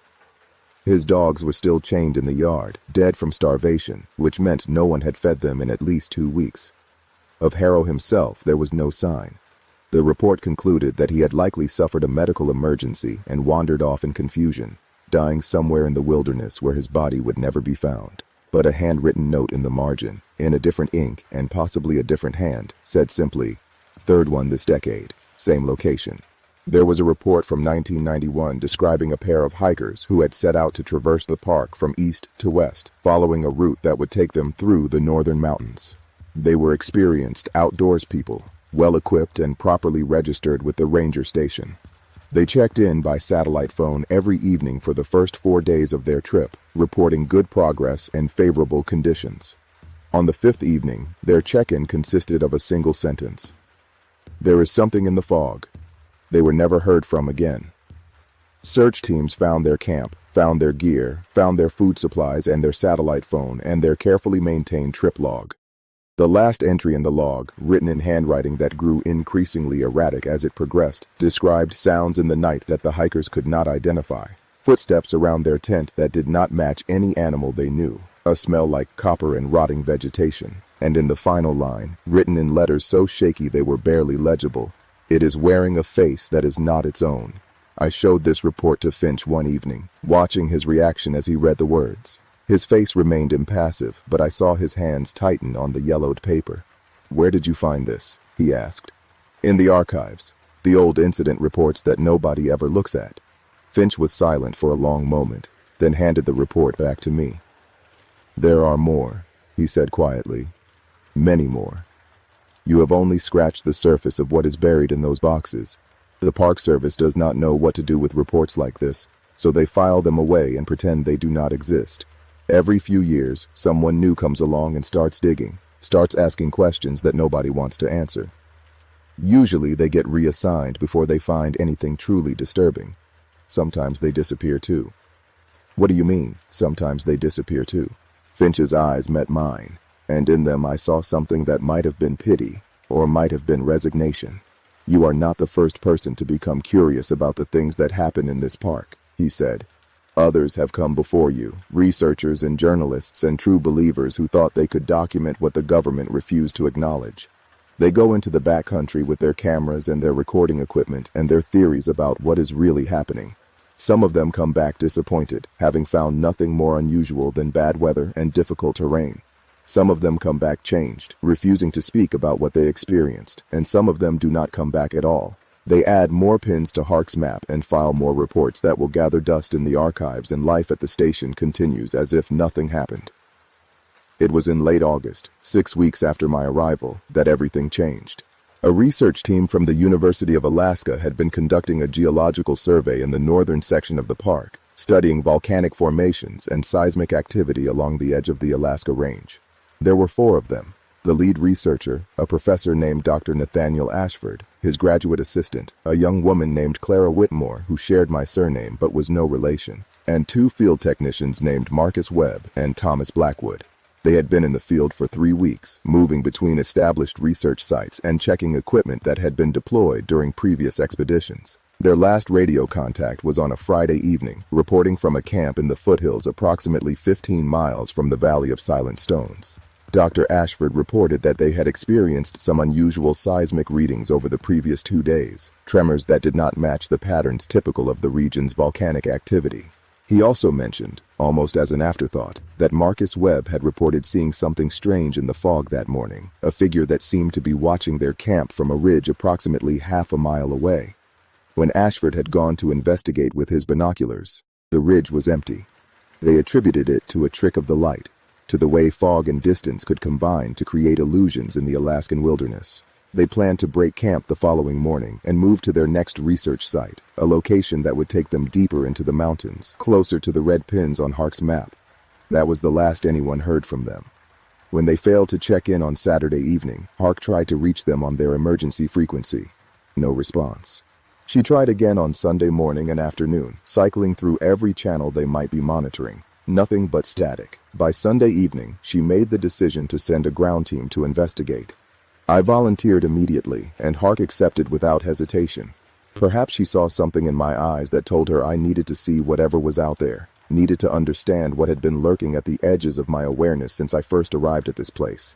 Or perhaps she simply needed bodies for the search and could not afford to be selective about who she sent into danger. The team consisted of myself, Jedediah Crane, and a seasonal ranger named Walter Pemberton, who had been with the Park Service for nearly 30 years. We departed Monday morning by float plane, the pilot dropping us at a lake approximately 10 miles from the research team's last known position. From there, we would hike in, following the route Ashford's team had planned to take. The weather was clear when we landed, the sky a pale blue dome above the mountains, the air crisp with the first hints of approaching autumn. But as we shouldered our packs and began walking north, I noticed clouds building on the horizon, a gray wall advancing from the interior of the Alaska Range. Crane noticed too, his eyes narrowing as he studied the sky. "We should move quickly," he said. "There is weather coming, and I do not want to be caught in the open when it arrives." We hiked hard for 5 hours, following game trails through dense stands of spruce and alder, crossing streams swollen with late-season snowmelt, climbing ridges that offered glimpses of the vast wilderness stretching away in every direction. The landscape was beautiful in a way that felt almost aggressive, as if it were daring us to forget how easily it could kill us. Around midday, we found the first sign of the research team. It was a survey marker, an orange plastic flag tied to a branch beside the trail, with coordinates and a date written in permanent marker. The date was from 4 days ago, matching the team's planned route. They had been here. They had passed this way. We continued north, finding more markers at regular intervals, following the breadcrumbs Ashford's team had left behind. The terrain grew more rugged as we climbed into the foothills, the vegetation thinning out to reveal gray stone and patches of old snow clinging to shadowed hollows. The clouds were closer now, a solid wall of gray advancing across the sky, swallowing the distant peaks one by one. It was mid-afternoon when we found the camp. It was exactly where Ashford had described in his final radio transmission, a relatively flat area in a small valley between 2 ridges. The tents were still standing, 4 bright orange domes arranged in a neat row beside a rocky stream. Equipment cases were stacked under a tarp, a cooking area with a camp stove and scattered utensils. Everything exactly as you would expect from a properly established field camp. Except there was no one there. We approached cautiously, calling out as we walked, identifying ourselves as Park Service, asking if anyone needed assistance. Our voices echoed off the rocky ridges and faded into the silence. No response, no movement. Just the whisper of wind through the valley and the distant mutter of the approaching storm. The tents were empty but not abandoned. Sleeping bags were still in place, gear was still organized, personal effects were still tucked into pockets and pouches. In the largest tent, which had apparently served as Dr. Ashford's workspace, I found his laptop open on a folding table, the battery dead but the machine otherwise intact. Beside it was his field journal, a leather-bound notebook filled with cramped handwriting documenting 3 weeks of observations and measurements. I flipped to the final entries, written over the 3 days before the team stopped responding to radio calls. The entries from Thursday and Friday were technical, describing the unusual seismic readings Ashford had mentioned in his final transmission. But the entry from Saturday, the day they had planned to move to their next site, was different. "Something is wrong with Marcus," it read. He woke up this morning claiming he had not slept at all, that he had spent the entire night watching something move around the perimeter of our camp. When I asked what he had seen, he could not describe it clearly. He said it looked like a person but moved wrong, like a marionette with its strings tangled. He said it had stood outside his tent for hours, just standing there, and when dawn came, it walked away into the fog without leaving any tracks in the mud. I told him it was a dream, that the stress and isolation of fieldwork can produce vivid hallucinations that feel absolutely real. He did not argue, but I could see in his eyes that he did not believe me. I could see that he believed, with complete certainty, that something had been out there watching us. The entry continued on the next page, the handwriting growing more erratic. Clara reported similar experiences this morning. She said she heard her mother's voice calling to her from somewhere in the fog, asking her to come outside, to come home. Her mother died 3 years ago. When she told me this, she was crying. She said the voice knew things only her mother could have known, used phrases and pet names that she had never shared with anyone. She said she almost opened the tent flap. She almost went out into the fog to find the source of the voice. She does not know what stopped her. Something in the quality of the voice, she said. Something that was almost right but not quite, like a recording played at the wrong speed. We have decided to abandon the research schedule and return to the extraction point immediately. I do not know what is happening here, but I know we need to leave this place. I know we should never have come here at all. That was the final entry. Whatever happened after Dr. Ashford wrote those words, he had not had time or opportunity to document it. I showed the journal to Crane and Pemberton, watching their faces as they read. Crane's expression was grim but unsurprised, as if the words confirmed something he had long suspected. Pemberton looked pale, his weathered face drawn tight with an emotion I could not quite identify. "We need to search the surrounding area," Crane said. "They might have tried to evacuate on foot, gotten lost or injured. Spread out, stay within visual range of each other, call out if you find anything." We searched until the storm arrived, working in expanding circles from the camp, calling the names of the missing researchers into the gray silence of the mountains. We found nothing. No tracks leading away from the camp. No discarded equipment. No bodies. Just empty wilderness stretching away in every direction, indifferent to our presence. keeping its secrets hidden in the fog that rolled down from the peaks as the clouds finally swallowed the sky. The storm pinned us in the camp for 2 days. Rain and wind and temperatures that dropped into the 30s. Conditions too dangerous for hiking through unfamiliar mountain terrain. We sheltered in the abandoned tents, eating the abandoned food supplies, listening to the weather rage around us, and trying not to think about what had happened to the people who had occupied this space less than a week ago. On the second night, I heard something outside my tent. It started as a faint sound, barely audible above the wind and rain, a rhythmic tapping against the fabric of the tent wall. I lay very still in my sleeping bag, my heart pounding, telling myself it was just a branch or a piece of loose equipment disturbed by the storm. The tapping stopped. Silence. Then a voice, muffled by the tent fabric but perfectly clear. Ezra. The voice was my mother's. My mother, who had died when I was 17 years old, who had spent her final months wasted by cancer, who had held my hand and told me to be brave and then slipped away while I sat beside her hospital bed, unable to do anything except watch. Ezra, sweetheart, come outside. I need to talk to you. It is important.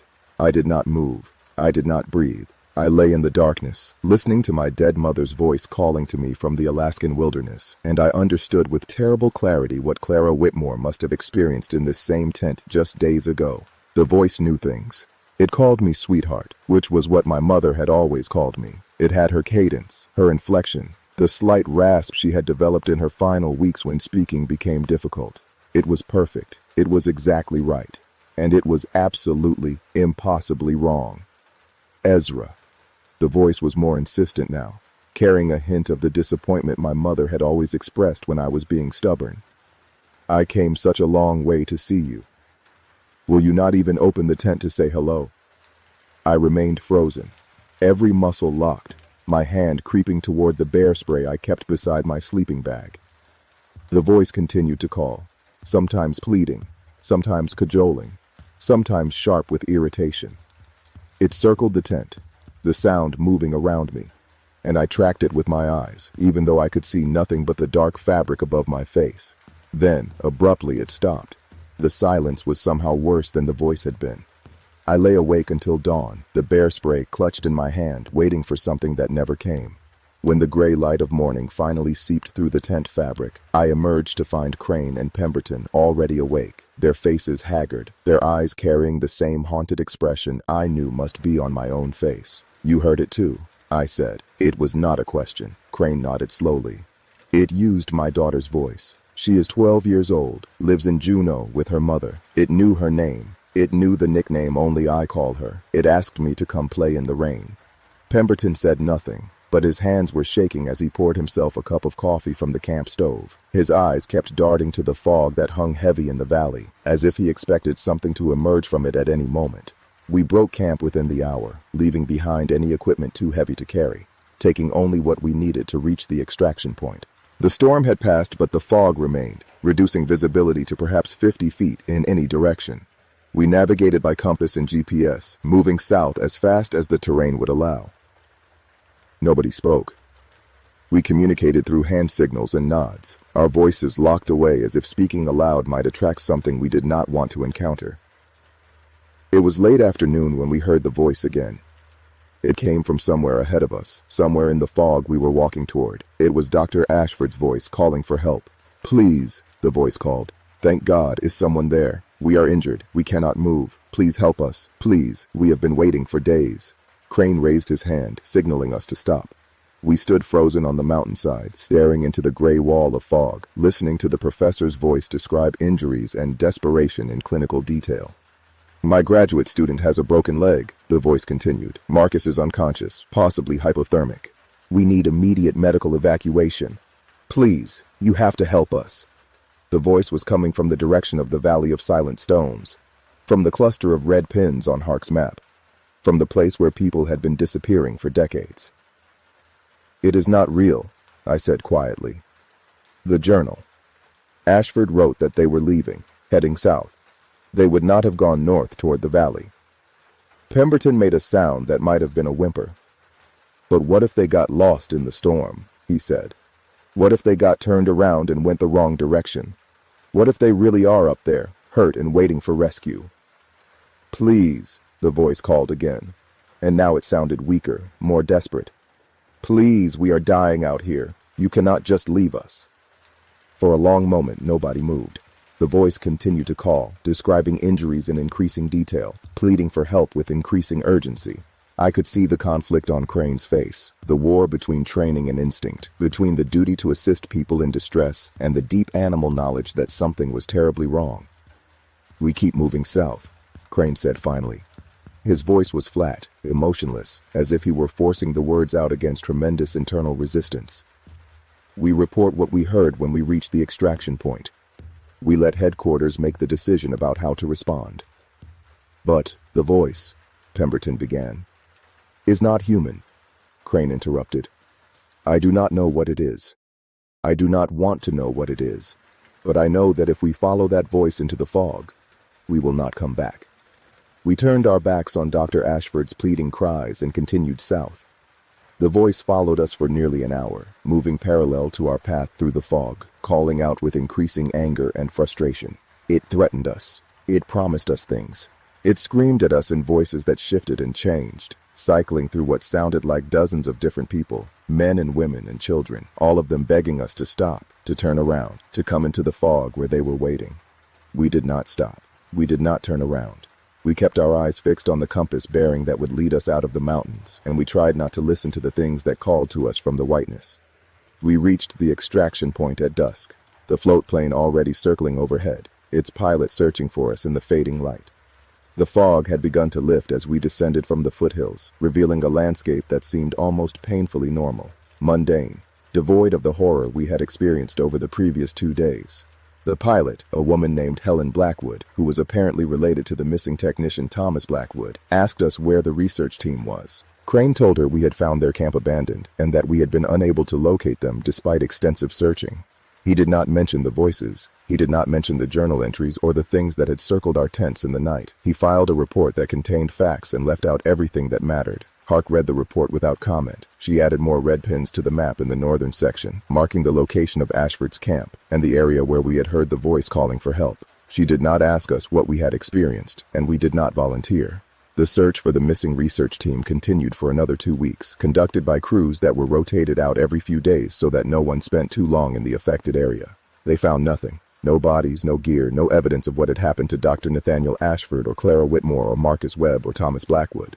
The official report concluded that they had likely been caught in the storm and succumbed to exposure, their bodies carried away by animals or buried by rock slides or lost in one of the countless ways the Alaskan wilderness could swallow evidence of human presence. The university held memorial services. The families grieved. Life at the station continued as if nothing unusual had occurred. But I knew the truth. We all knew the truth. Those of us who had been there, who had heard the voices in the fog, who had felt the presence of something vast and hungry watching us from just beyond the edge of visibility. The thing in the mountains was not done. It would never be done. It had been taking people from this land for longer than anyone could remember, and it would continue taking them until there was no one left to take. It was in September, 3 weeks after the search for Ashford's team was called off, that Jedediah Crane walked into the wilderness and did not come back. It happened on a morning that seemed entirely ordinary. The sky was clear, the weather mild, the forecast calling for several days of stable conditions before the autumn storms began rolling in from the Bering Sea.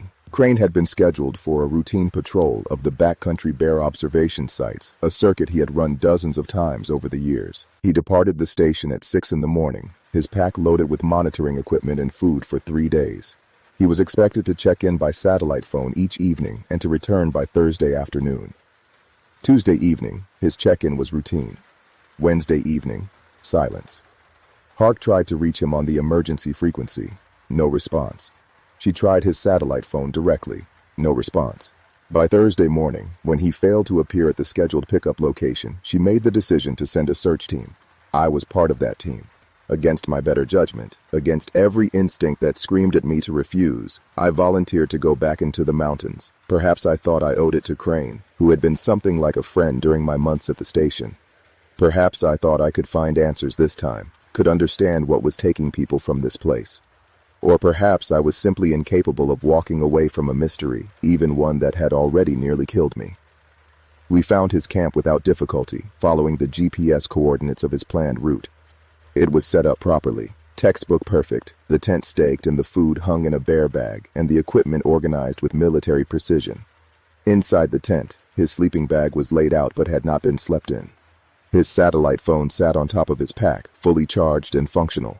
His rifle, a Remington 700 that he had carried for years, was leaning against the tent frame, loaded and ready to fire.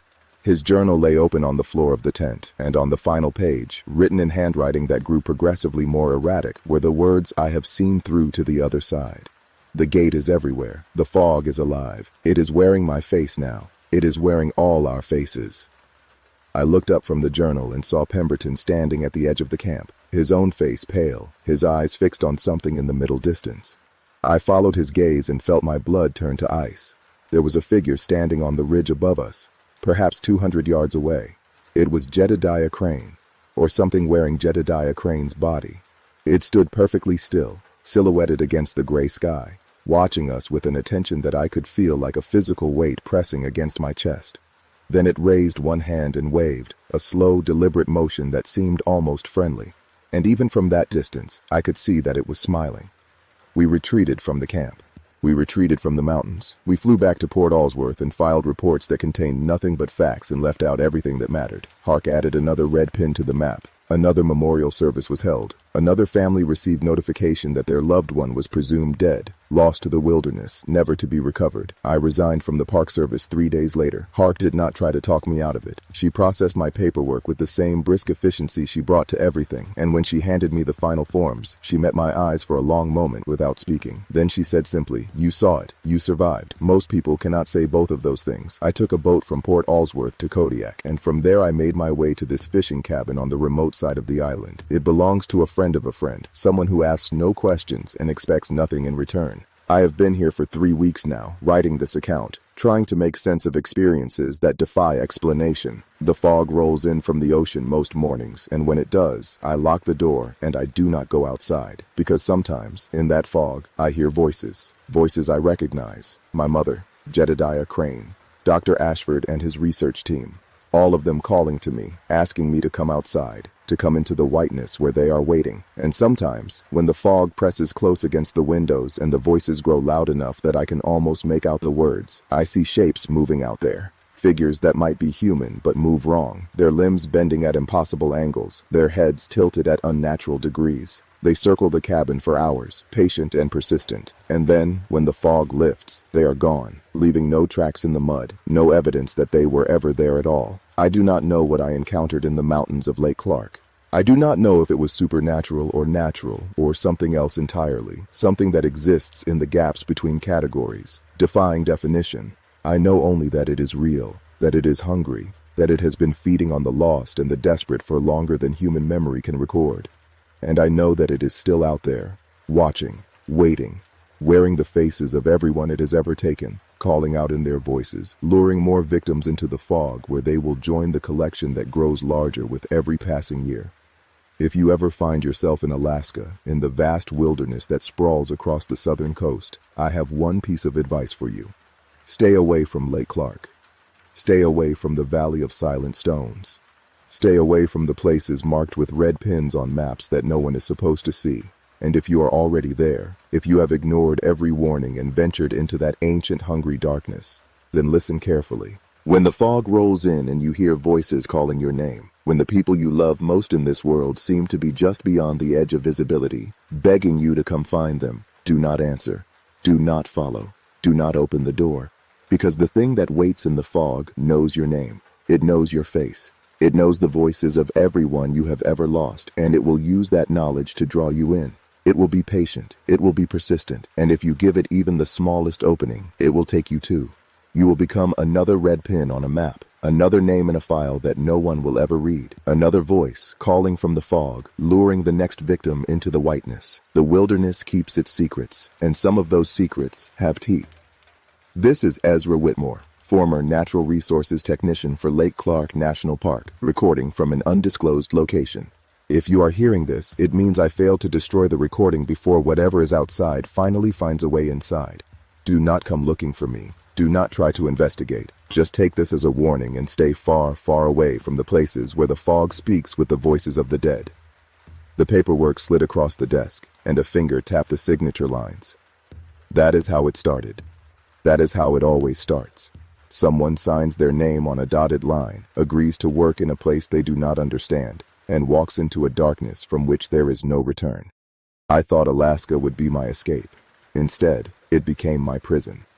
And now, listening to the wind howl around this cabin, hearing the whispers that seem to come from everywhere and nowhere at once, I understand that there is no escape.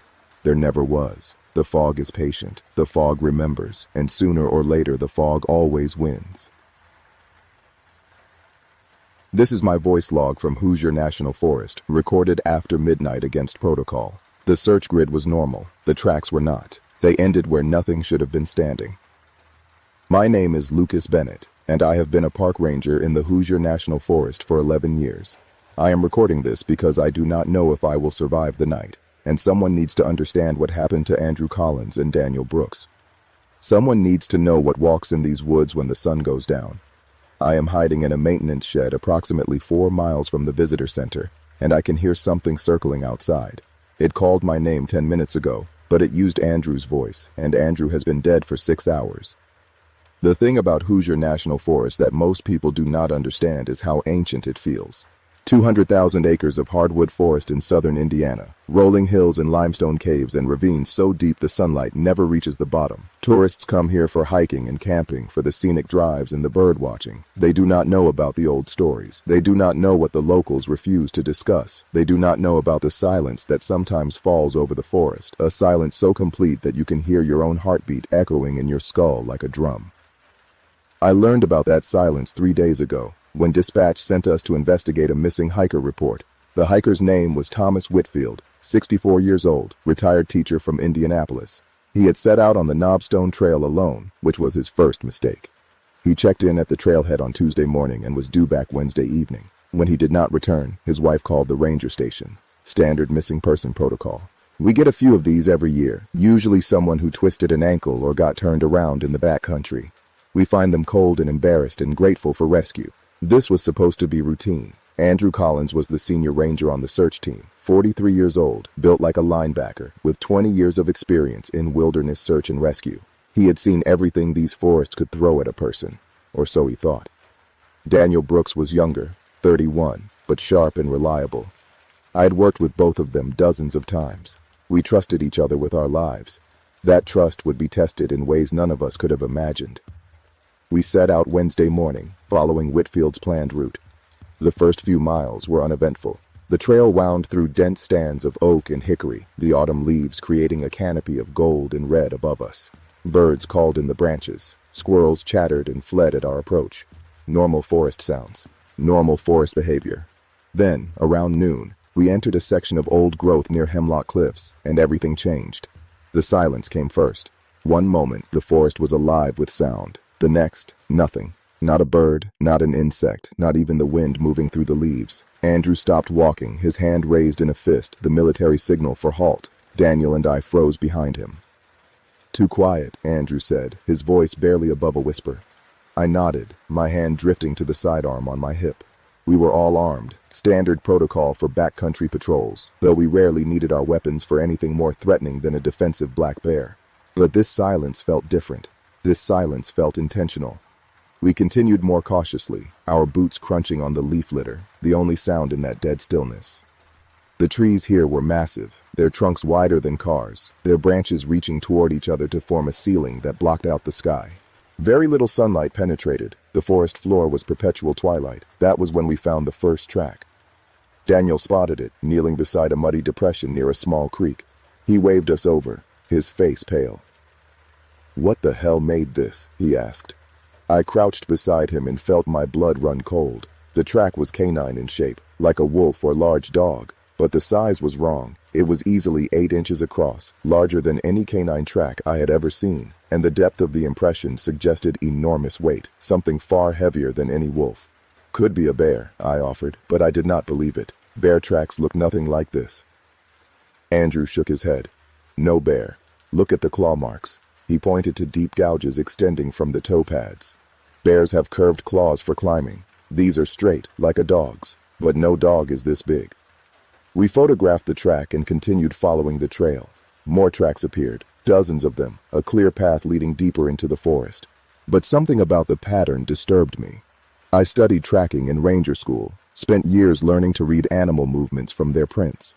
These tracks did not make sense. The stride length, I said, stopping to measure the distance between prints. It's inconsistent.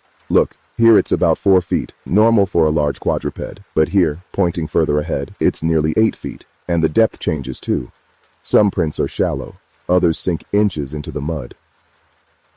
Andrew studied the tracks, his jaw tight, like it was changing weight, changing size, or changing shape, Daniel said quietly, and we all fell silent because none of us wanted to consider what that might mean. We followed the tracks for another 2 miles, the forest growing denser, the silence more oppressive. My nerves were screaming at me to turn back, but we had a job to do. Thomas Whitfield was still out here somewhere, possibly injured, possibly worse. We could not abandon him because some tracks made us uncomfortable.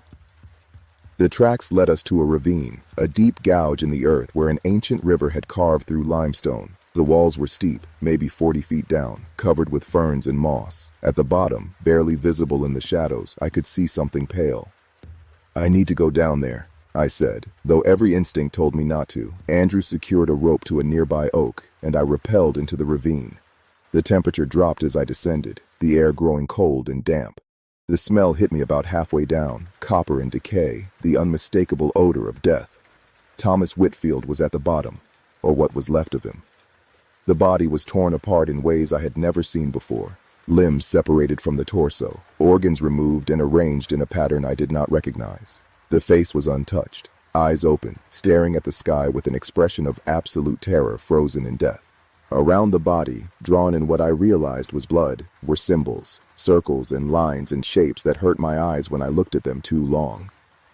I vomited against the ravine wall, my breakfast burning my throat. Above me, Andrew was calling down, asking what I had found. I could not answer. I just stared at those symbols, at that mutilated body, and knew with complete certainty that no animal had done this.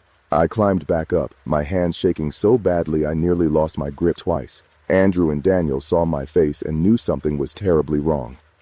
"We need to call this in," I said, "and we need to get out of here, now." We radioed dispatch, reported finding the body, requested backup and crime scene investigators. But when I tried to give our coordinates, the radio crackled and went dead. Static, no signal. We were only 6 miles from the ranger station, well within radio range. There was no technical reason for the failure. "Satellite phone," Andrew said, pulling out the emergency backup. He powered it on, checked the signal. Nothing. Just like the radio. Just like we were standing in a dead zone that should not exist. The silence pressed down on us like a weight. And then, from somewhere in the forest to our east, we heard it. A voice, calling for help. "Hello, is someone there? Please help me." It was Thomas Whitfield's voice. I recognized it from the audio file his wife had provided, a voicemail he had left before starting his hike. The same voice, the same cadence, the same slight southern accent. But Thomas Whitfield was dead at the bottom of a ravine. I had just seen his body. His face, his empty, staring eyes. "That's not possible," Daniel whispered. The voice came again, closer now. "Hello, Rangers. I am hurt. Please." Andrew raised his rifle, sighting toward the sound. "Whatever you are," he shouted into the trees, "we know that man is dead. Show yourself." Silence. Then a sound that raised every hair on my body. Laughter. Low and dry and utterly inhuman, coming from a throat that should not have been capable of human speech. The bushes to our left rustled. We spun, weapons raised, and saw movement in the shadows. A shape that was wrong in ways my mind struggled to process. It stood upright, like a man, but the proportions were impossible. Arms too long, legs bent at angles that should have broken bone, and the face. God, the face was Thomas Whitfield's face, but stretched and distorted, pulled over a skull that was the wrong size, the wrong shape. The eyes were yellow, reflective like an animal's, and they watched us with an intelligence that was ancient and hungry and utterly malevolent. "Run," Andrew said, and we ran. We crashed through the forest, branches tearing at our clothes, roots catching our feet. Behind us I could hear movement, impossibly fast, circling around us, hurting us. The thing was not chasing us directly. It was playing with us. Daniel stumbled, went down hard. I grabbed his arm, hauled him up, kept moving. Andrew was ahead, finding a path through the underbrush. The forest seemed to close in around us, the trees pressing closer, the shadows deepening. We broke out of the old growth into a section of younger forest, and the pursuit stopped. I could feel it, that sense of being watched, receding as we crossed some invisible boundary. We did not stop running until we reached the fire road 2 miles from the ranger station. Andrew keyed his radio, and this time it worked. Dispatch responded immediately. He reported the body, requested immediate backup, told them we were coming in. His voice was steady, professional, revealing nothing of what we had just experienced. We hiked back to the station in silence. None of us spoke about what we had seen. None of us could find the words.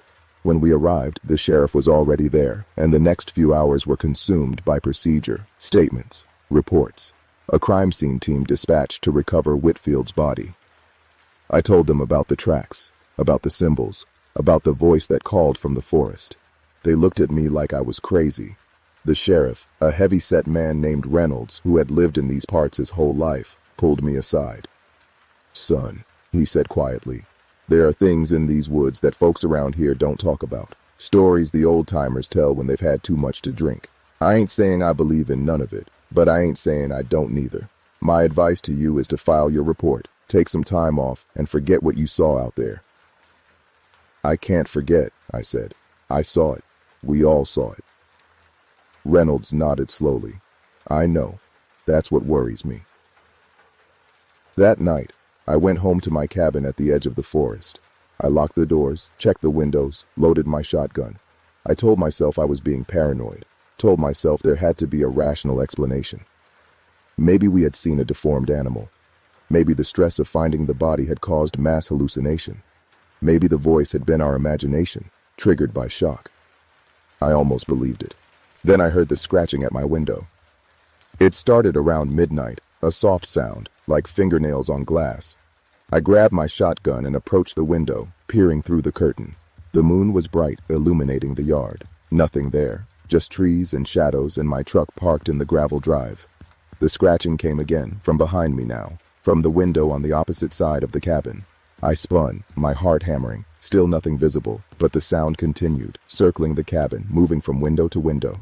"Lucas," the voice was Andrew's, clear and familiar. "Lucas, let me in. I need to talk to you." I froze. Andrew lived 30 miles away, in town. There was no reason for him to be at my cabin in the middle of the night. "Lucas," the voice was patient, almost gentle. "Open the door. It's important." I moved to the door, my finger on the shotgun's trigger. Through the small window in the door, I could see nothing but darkness. "Andrew," I called out, "if that's really you, step into the light. Let me see you." Silence. Then that laugh again. The same dry, inhuman sound we had heard in the forest.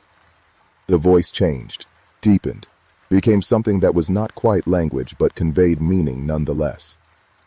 Not Andrew. Never Andrew. Just wearing his voice. Like wearing his skin. Soon wearing yours. I backed away from the door, my hands shaking. The scratching resumed, more frantic now, circling the cabin faster. I could hear movement on the roof, heavy footsteps pacing above my head. I spent the rest of the night in the center of my cabin, shotgun raised, waiting for the door to burst open. It never did. The scratching stopped around 4 in the morning, and I heard something moving away through the trees. When dawn came, I went outside and found tracks around my cabin. The same massive canine prints we had found in the forest, dozens of them, circling my home, approaching the windows, leading away into the woods. I drove to the ranger station and found Andrew and Daniel already there. Neither of them had slept. Andrew's face was gray, his eyes hollow. "It came to my house," he said, wore my voice, tried to get my wife to open the door. Daniel nodded. "Same for me. It sounded like my sister. She died 3 years ago." We stared at each other, and I could see my own fear reflected in their eyes. Whatever this thing was, it was targeting us specifically. It had our voices, our faces, maybe even our memories, and it wanted something from us. Sheriff Reynolds arrived an hour later, looking shaken. The crime scene team had recovered Whitfield's body, but during the night, something had disturbed the grave. The symbols were gone, scoured from the earth, and new tracks led away into the forest, deeper into the wilderness. "I'm calling in state police," Reynolds said. "Maybe feds too. This is beyond anything we've dealt with." "It won't help," an old voice said from the doorway. We turned to see an elderly man standing there, Native American, wearing faded jeans and a flannel shirt. His face was weathered, his eyes sharp despite his age. He leaned on a carved wooden cane, studying us. "This is Sam Crowfeather," Reynolds said. He helps sometimes, with unusual cases." "You saw the Yi Naldlushi," Crowfeather said, pronouncing the strange word with careful precision. "The one who walks on 4 legs, what white people call skinwalker." I felt a chill at the word. I had heard stories, legends from the Southwest about witches who could transform into animals, who wore the skins of the dead. But that was Arizona, New Mexico, not Indiana. "You're far from home," Crowfeather continued, as if reading my thoughts. "But so is the thing that hunts you. They go where the power calls them, and these hills have power, old power. The caves beneath your feet have been sacred since before my people's memory. Something woke the Yi Naldlushi, something drew it here, and now it has tasted blood." "How do we stop it?" Andrew asked. Crowfeather was silent for a long moment. "You do not stop it, you survive it. Maybe, if you are strong, if you are lucky, if you do not let it learn your true name." "It already knows our voices," I said. "It knows our faces. Voices and faces can be borrowed. Names have power. As long as you never speak your true name in its presence, as long as you never acknowledge it when it wears a familiar face, you have some protection. But that protection is fragile. The Yi Naldlushi is patient. It will try to trick you, to make you respond to it as if it were someone you trust. The moment you do, the moment you treat it as human, it owns a piece of your soul." We spent the rest of the day preparing. Crowfeather gave us charms, bundles of herbs and feathers that smelled like sage and something bitter I could not identify. He showed us how to make ash circles around our homes, barriers that the creature could not cross. He taught us words in his language, prayers that might offer some protection, but he also warned us. The Yi Naldlushi is not an animal. It is not a spirit. It is a person who chose this path, who sacrificed their humanity for power. It is intelligent, cunning, and utterly without mercy. It has killed before, many times. The man whose body you found was not its first victim, and he will not be its last. "Why us?" Daniel asked. "Why is it targeting us specifically?" "Because you saw it," Crowfeather replied. "Because you looked upon its true form and lived. It cannot allow witnesses. It will hunt you until you are dead, or until it is destroyed." "How do we destroy it?" Crowfeather hesitated. "I have heard of only one way. You must find its original skin, the human body it wore before it became what it is now. That body is hidden somewhere, preserved, protected. If you find it and burn it with white ash wood while speaking its true name, the creature will die." "But we don't know its name," I said. "We don't know anything about who it was before." "Then you must learn. The creature is old, but it was once human. Somewhere there are records, stories, clues to its identity. Find them, and you may find a way to end this." Crowfeather left us with the charms and the knowledge, and we began our research. We dug through historical records, newspaper archives, local legends. We found stories going back centuries, accounts of strange deaths in the Hoosier forest, of travelers who vanished without a trace, of voices calling from the woods. But we could not find anything specific enough to identify the creature. 2 days passed. 2 nights of scratching at windows, of voices calling in the dark. We barely slept. We jumped at shadows. We began to see things in our peripheral vision, shapes that vanished when we looked directly at them. On the 3rd night, Daniel did not check in for his evening radio call. Andrew and I drove to his house. The ash circle around his property was broken, scattered as if by a powerful wind. The front door hung open. Daniel's truck was in the driveway, but Daniel was gone. We searched the house, found signs of a struggle, blood on the floor of the bedroom, claw marks gouged into the walls, and on the mirror in the bathroom, written in what looked like ash, were words. Old words in a language I did not recognize. Crowfeather translated them for us later. The message was simple: 2 down, 1 to go. Andrew's face went white. "It thinks it got 2 of us. It thinks Daniel is dead." "Or it took him," I said. It could be wearing him right now. The thought was horrifying. Daniel, or something wearing Daniel's face, could be anywhere, could approach anyone, could spread whatever evil this thing represented. "We have to find it," Andrew said. "We have to end this." Crowfeather nodded slowly. "I have been making inquiries, speaking with the old ones who remember the stories. There is a legend about a man who lived in these hills 200 years ago, a trapper named Ezekiel Marsh. He was accused of witchcraft by the settlers, said to consort with dark spirits. They tried to burn him, but he escaped into the forest and was never seen again. Some say he made a deal with something ancient in the caves beneath the hills. Some say he became the first skinwalker in this land." "Ezekiel Marsh," I repeated. "That's the name we need." "Perhaps. But finding his original body will be difficult. The caves beneath this forest extend for miles. Some have never been mapped. If Marsh hid himself there, he could be anywhere." "Then we start looking," Andrew said. We spent the next day preparing for the search. We gathered supplies, flashlights, and ropes and climbing gear. I made copies of the charm bundles Crowfeather had given us, carried ash in sealed pouches. Andrew brought extra ammunition, loaded with bullets soaked in white ash water, though neither of us knew if that would help. At dusk, we entered the forest. The silence descended immediately, that same oppressive stillness we had felt before. We moved carefully, following old maps that showed cave entrances scattered throughout the hills. The first 3 caves we checked were shallow, empty except for bats and salamanders. But the fourth was different. It was hidden in a ravine, the entrance concealed by overgrown vegetation. The opening was narrow, barely wide enough for a man to squeeze through, and beyond it, darkness stretched into the earth. Cold air flowed from the opening, carrying a smell like old bones and damp stone. "This is it," Andrew said. "I can feel it." I felt it too, a sense of wrongness emanating from that dark hole. Something was down there, something that had been waiting for a very long time. We squeezed through the entrance, dropping into a chamber large enough to stand.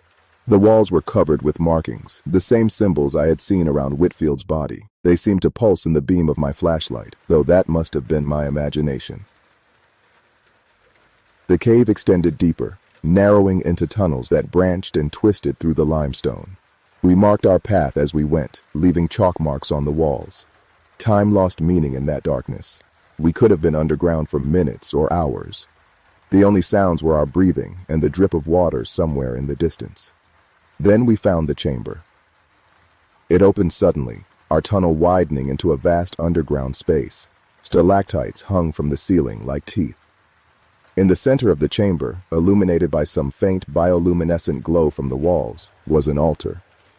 And on that altar lay a body. It was mummified, the skin dried and stretched tight over bone. The features were still recognizable, a man in his 40s perhaps, with a face twisted in an expression of eternal agony. Around his neck hung a necklace of animal teeth. His hands were clasped over his chest, holding a bundle of dried herbs and what looked like human hair. "Ezekiel Marsh," I whispered. "We have to burn it," Andrew said. "Now, before the thing realizes we're here." We moved toward the altar, and that was when we heard it. Footsteps, coming from the tunnel behind us, and a voice, Daniel's voice, calling our names. Andrew, Lucas.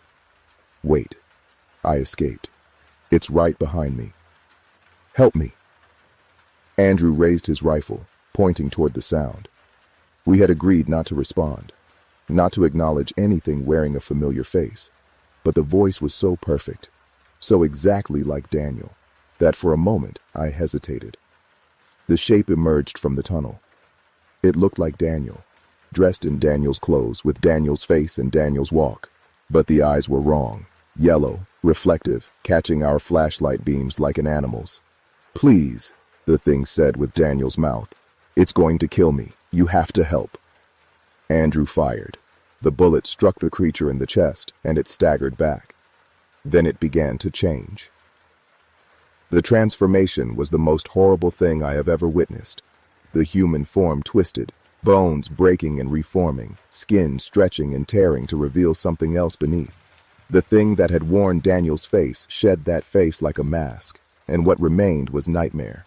It was tall, nearly 8 feet, with limbs that bent in too many places. The body was covered in patches of fur and bare, gray skin. The face was elongated, like a wolf, but also like a man, with too many teeth and those terrible yellow eyes. It moved toward us with a speed that should have been impossible, closing the distance in a single bound. Andrew fired again, but the creature knocked the rifle aside. It grabbed him by the throat and lifted him off his feet. I heard his neck snap, a sound I will never forget, and then it dropped his body and turned toward me. I ran to the altar, pulling the pouch of ash from my pocket. The creature's claws raked my back, tearing through my jacket, but I kept moving. I reached the body, poured the ash over the mummified form, and screamed the words Crowfeather had taught me. Ezekiel Marsh, I name you. By your true name, I bind you. By fire and ash, I destroy you. I flicked my lighter, touched the flame to the ash and dried herbs. The mummy caught fire immediately, burning with an intensity that should not have been possible. The creature behind me screamed, a sound that was both human and animal, filled with rage and pain, and something that might have been fear. I turned and saw it burning too. Flames erupted from its body, white and searing, consuming it from the inside out. It thrashed and clawed at the air, trying to extinguish fires that could not be extinguished. The cave filled with smoke and the stench of burning flesh. Then it collapsed. The flames died. And in the silence that followed, I stood alone among the dead. Andrew was gone. The creature was a charred husk, barely recognizable as anything that had once lived. On the altar, the mummified body was ash. I had done it. I had killed the thing that had haunted these woods for 2 centuries. But the cost was too high. I found my way out of the caves as dawn was breaking. I walked to the ranger station and reported what had happened. They found Andrew's body in the cave. They found the charred remains. They did not find Daniel. They never found Daniel. The official report says Andrew died in a cave collapse during a search operation. The other remains were attributed to a previous victim, an unidentified John Doe. My testimony about what really happened was deemed unreliable, the result of trauma and exposure. I resigned from the Park Service the next week. That was 3 years ago. I moved away from Indiana, far from any forest, far from any cave. I live in a city now, surrounded by concrete and noise and light. I sleep with the windows closed and the doors locked. I keep ash by my bed and sage burning in every room, but I still hear it sometimes, in the quiet moments before sleep, when the city goes still. A voice calling my name. Andrew's voice, Daniel's voice, sometimes my own voice, telling me to open the door, to let it in, to come home to the forest where I belong. I know what they say about skinwalkers, that killing one does not destroy it forever, that the dark magic can be passed on, inherited, waiting for someone weak enough or desperate enough to accept it. I know that the thing I burned in that cave might not have been the only one, that there might be others walking these hills, wearing the faces of the dead. And I know that somewhere, in the darkness of the Hoosier National Forest, something is still hunting, still waiting, still calling out in the voices of the lost. This is my testimony, my warning. If you venture into those woods, stay on the marked trails. Do not enter the caves. Do not respond to voices calling your name. And if you see someone you know walking toward you from the forest, someone who should not be there, someone whose eyes catch the light wrong, run, run, and do not look back. Because some things in this world cannot be explained. Some things should never be found, and some things, once they know your face, never stop hunting you. The search grid was normal. The tracks were not. They ended where nothing should have been standing. And whatever stood there is still out there, waiting in the silence between the trees, wearing the faces of everyone I loved. God help anyone who goes looking for it. And God help me, because sometimes, in my darkest moments, I think it found something in me too. Something it recognized. Something it wants back. The forest calls to me still. And one day, I am afraid I might answer. End of voice log. Lucas Bennett, Hoosier National Forest. If you are hearing this, do not come looking for me. I am already gone. It was a Tuesday morning, the kind that usually meant routine calls and predictable outcomes. Another missing camper, I assumed. Someone unprepared and lost after trusting instinct over a map. I had handled enough of those cases lately to move on autopilot, boots on gravel, report already forming in my head. The Forest Service office waited at the edge of town, beige and forgettable, like it wanted to fade into the background. My Suburban idled as I stepped out, the familiar weight of my field pack settling onto my shoulders. Inside, the air carried the stale scent of burnt coffee and old paperwork. Nothing out of the ordinary. That was before the file landed on the desk, heavier than it should have been, and everything quietly changed. My name is Earl Whitmore, and I have been a ranger at Holloway National Forest for 19 years. I thought I had seen everything these woods could offer. I was wrong. The file that morning came from Chester Briggs, the district supervisor, a man who had worked these forests longer than anyone alive. His hands trembled when he handed it to me, and Chester was not a man who trembled. He was 73 years old, built like an oak stump, and had once stitched his own leg wound shut after a black bear got too curious. But that morning, something in his eyes looked fractured, like glass about to give way. "This one is different, Earl," he said. His voice came out dry, scraping against the silence of the office. "I need you to handle it personally. No volunteers, no search parties, just you." I opened the file and felt the weight he meant. It was not physical, not really, but something about the papers inside pressed down on my chest like a stone. The first page showed a photograph of a young woman named Dorothy Vance, 24 years old, blonde hair pulled back in a practical ponytail, smiling at the camera with the kind of confidence that comes from never having faced real darkness. She had entered Holloway National Forest 6 days ago for a solo hiking trip along the Ridgeback Trail. She never came out. That alone would not have been unusual. People vanished in Holloway more often than the public knew. The forest stretched across nearly 400,000 acres of dense woodland, deep ravines, and forgotten hollows where sunlight rarely reached. But as I flipped through the pages, I understood why Chester looked the way he did. Dorothy Vance was not the first. She was the seventh. 7 hikers had disappeared along the same 12-mile stretch of the Ridgeback Trail in the past 18 months. All of them experienced, all of them prepared, all of them gone without a trace, as if the forest had simply opened its mouth and swallowed them whole. The search teams had found nothing, no bodies, no equipment, no signs of struggle, just empty trails and silence so thick it felt like a physical presence. I looked up at Chester. Why am I only hearing about this now? He sat down heavily in the chair across from me, the wood creaking under his weight. Because until last week, we thought they were unconnected, different entry points, different times of year. But Mabel and Records started cross-referencing the GPS data from their trail permits, and she found the pattern. They all passed through the same coordinates, all 7 of them. Right here. He leaned forward and tapped a spot on the topographical map included in the file. His finger landed on a small valley marked only by elevation lines, nestled between 2 ridges about 8 miles into the backcountry. There was no trail name. No campsite designation, no landmark notation. Just a blank space surrounded by dense forest. "What is that area?" I asked. Chester leaned back and rubbed his face with both hands. "The old-timers called it the Hollow.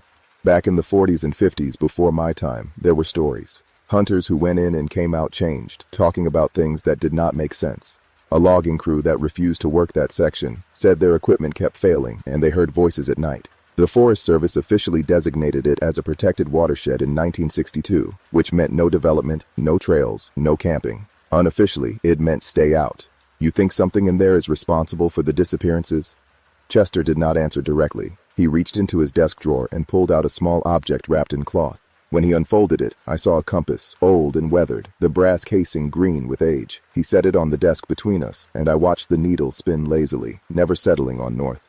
"This belonged to Vernon Marsh," he said quietly. "He was a ranger here before you. Before me, even. 1958.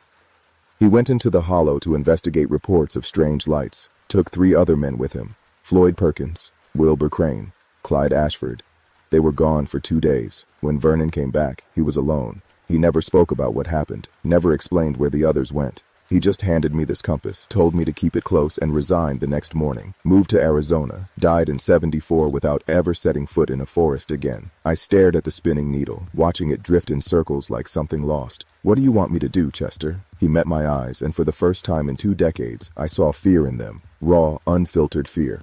"I want you to go in there, Earl. Find out what happened to those people. And if you find something that explains it, something that makes sense, I want you to come back and tell me. But if you find something else, something that does not make sense, I want you to turn around and walk away. Some answers are not worth finding." I should have listened to him. I should have taken his warning for what it was. The desperate plea of an old man who had seen too much and understood even less. But 19 years of rangering had made me confident, maybe arrogant.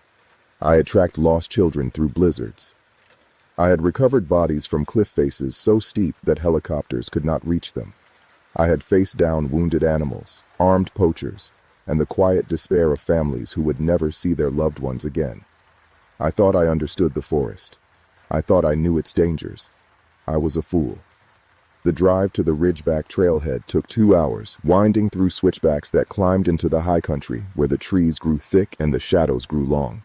By the time I parked at the empty lot, the morning had given way to a gray afternoon, clouds pressing down on the peaks like a lid being slowly closed. I checked my gear one final time: GPS unit, satellite phone, first aid kit, water purification tablets, emergency beacon, flashlight, extra batteries, knife, bear spray, and a .45 caliber pistol that I had carried for 15 years without ever firing it in the field. I hoped that record would hold. The trail started easy, a well-maintained path through stands of lodgepole pine and Douglas fir, the ground carpeted with brown needles that muffled my footsteps.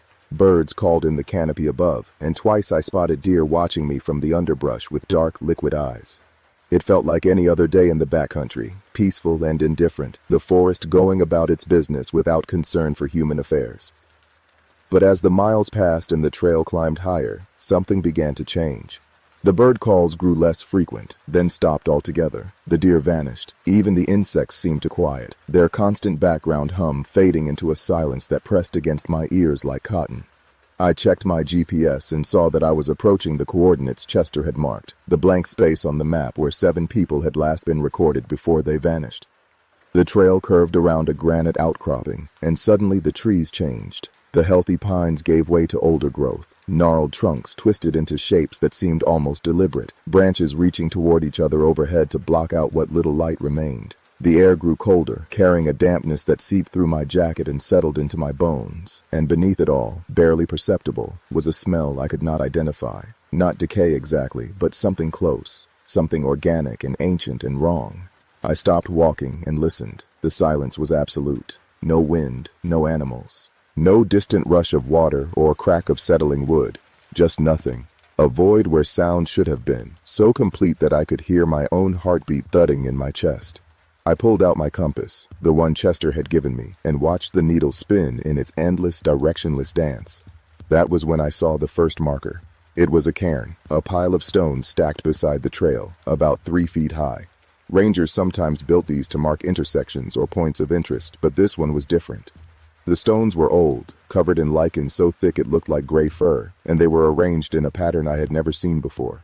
Not a simple pyramid, but a spiral, each stone slightly offset from the one below, creating a twisted column that seemed to lean toward me as I approached.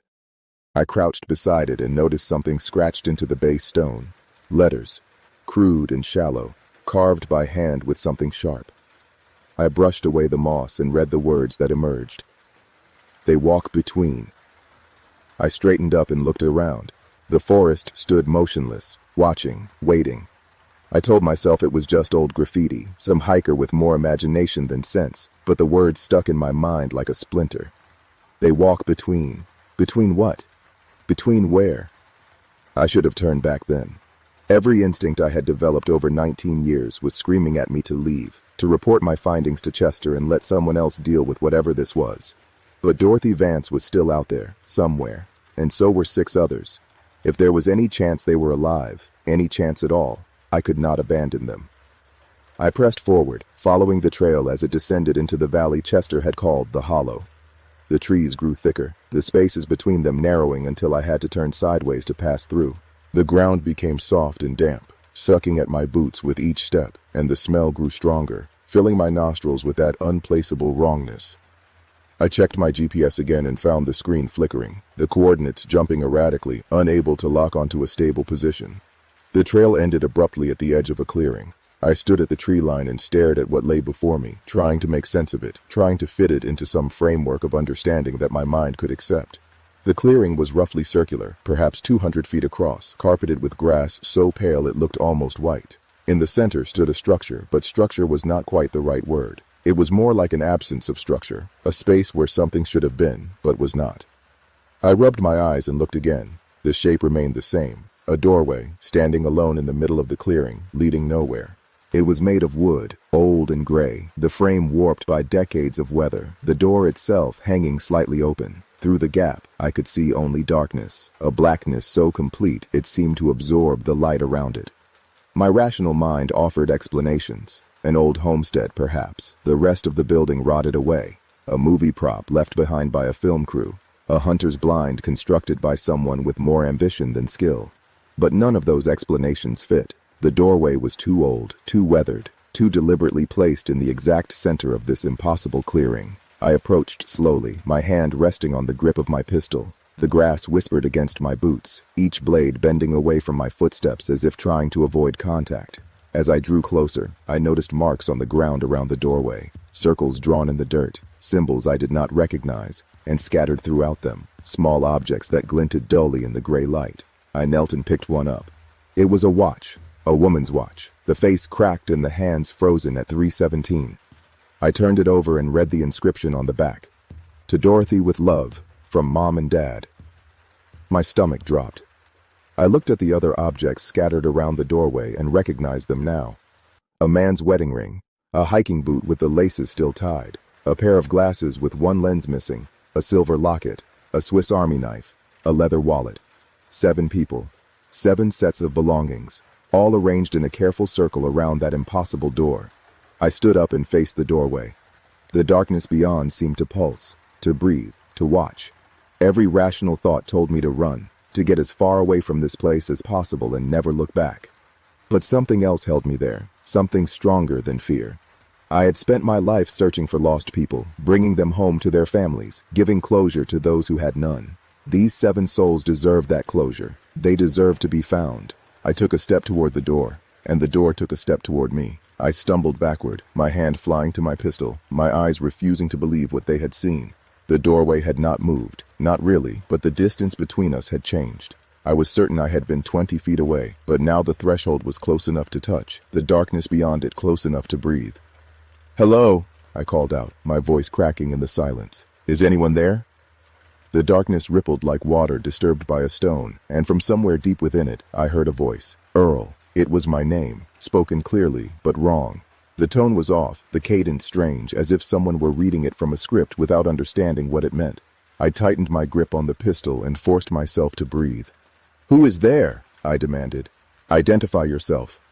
The darkness rippled again, and a shape began to emerge from within. A face, pale and indistinct, features blurred like a photograph left in the rain. It pressed against the boundary between the door and the clearing, straining to push through, and as it grew clearer, I recognized it. Dorothy Vance was staring at me from inside the doorway. But it was not her. Not really.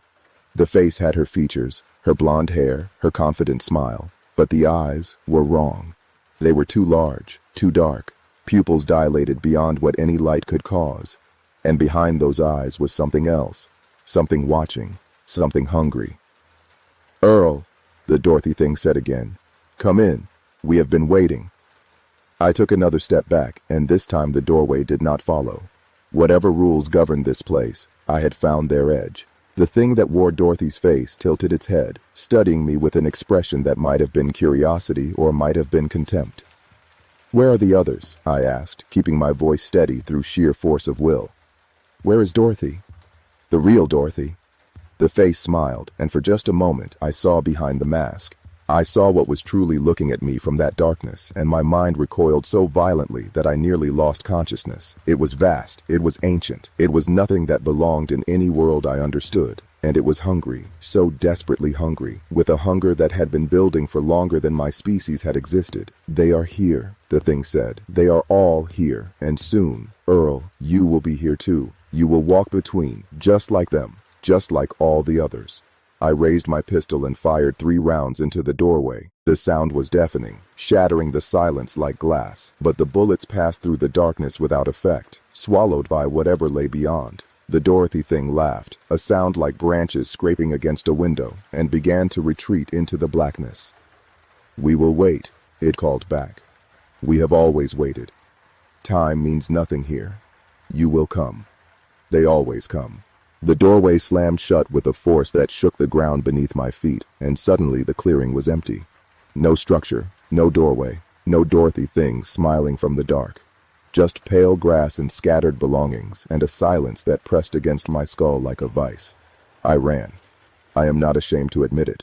I turned and ran back through the twisted trees, back up the trail, back toward the light and the noise and the world that made sense. My lungs burned and my legs screamed, and my mind kept replaying that face, that smile, that glimpse of something vast and terrible behind human eyes.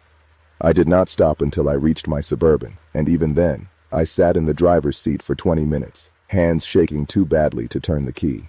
When I finally made it back to the ranger station, Chester was waiting for me. He took one look at my face and nodded slowly, as if confirming something he had always known. "You saw it," he said. "The door." I could not speak. I just handed him the watch, Dorothy's watch, and watched his face crumble as he read the inscription. He set it down gently on his desk, next to the spinning compass, and lowered himself into his chair like a man twice his age. "Vernon saw it too," he said quietly. "Back in '58. He never told me exactly what happened, but I knew something had broken inside him, something that never healed. The others, Floyd and Wilbur and Clyde, they went through. Vernon was the only one who did not." "What is it?" I asked. "What is behind that door?" Chester shook his head. "I do not know, Earl.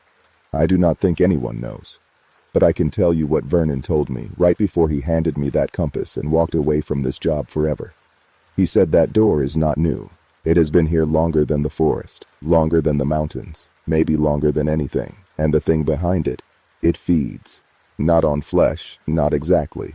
It feeds on something else, on the part of us that makes us who we are. And when it is done feeding, it wears what is left like a costume." I thought of Dorothy's face, stretched over something that did not understand how faces worked. I thought of her eyes, too dark, too deep, looking at me with a hunger that transcended anything human. And I understood that Chester was right. Whatever that thing was, it had taken 7 people and consumed whatever made them themselves, leaving behind only shells, puppets, masks for it to wear when it wanted to lure others in.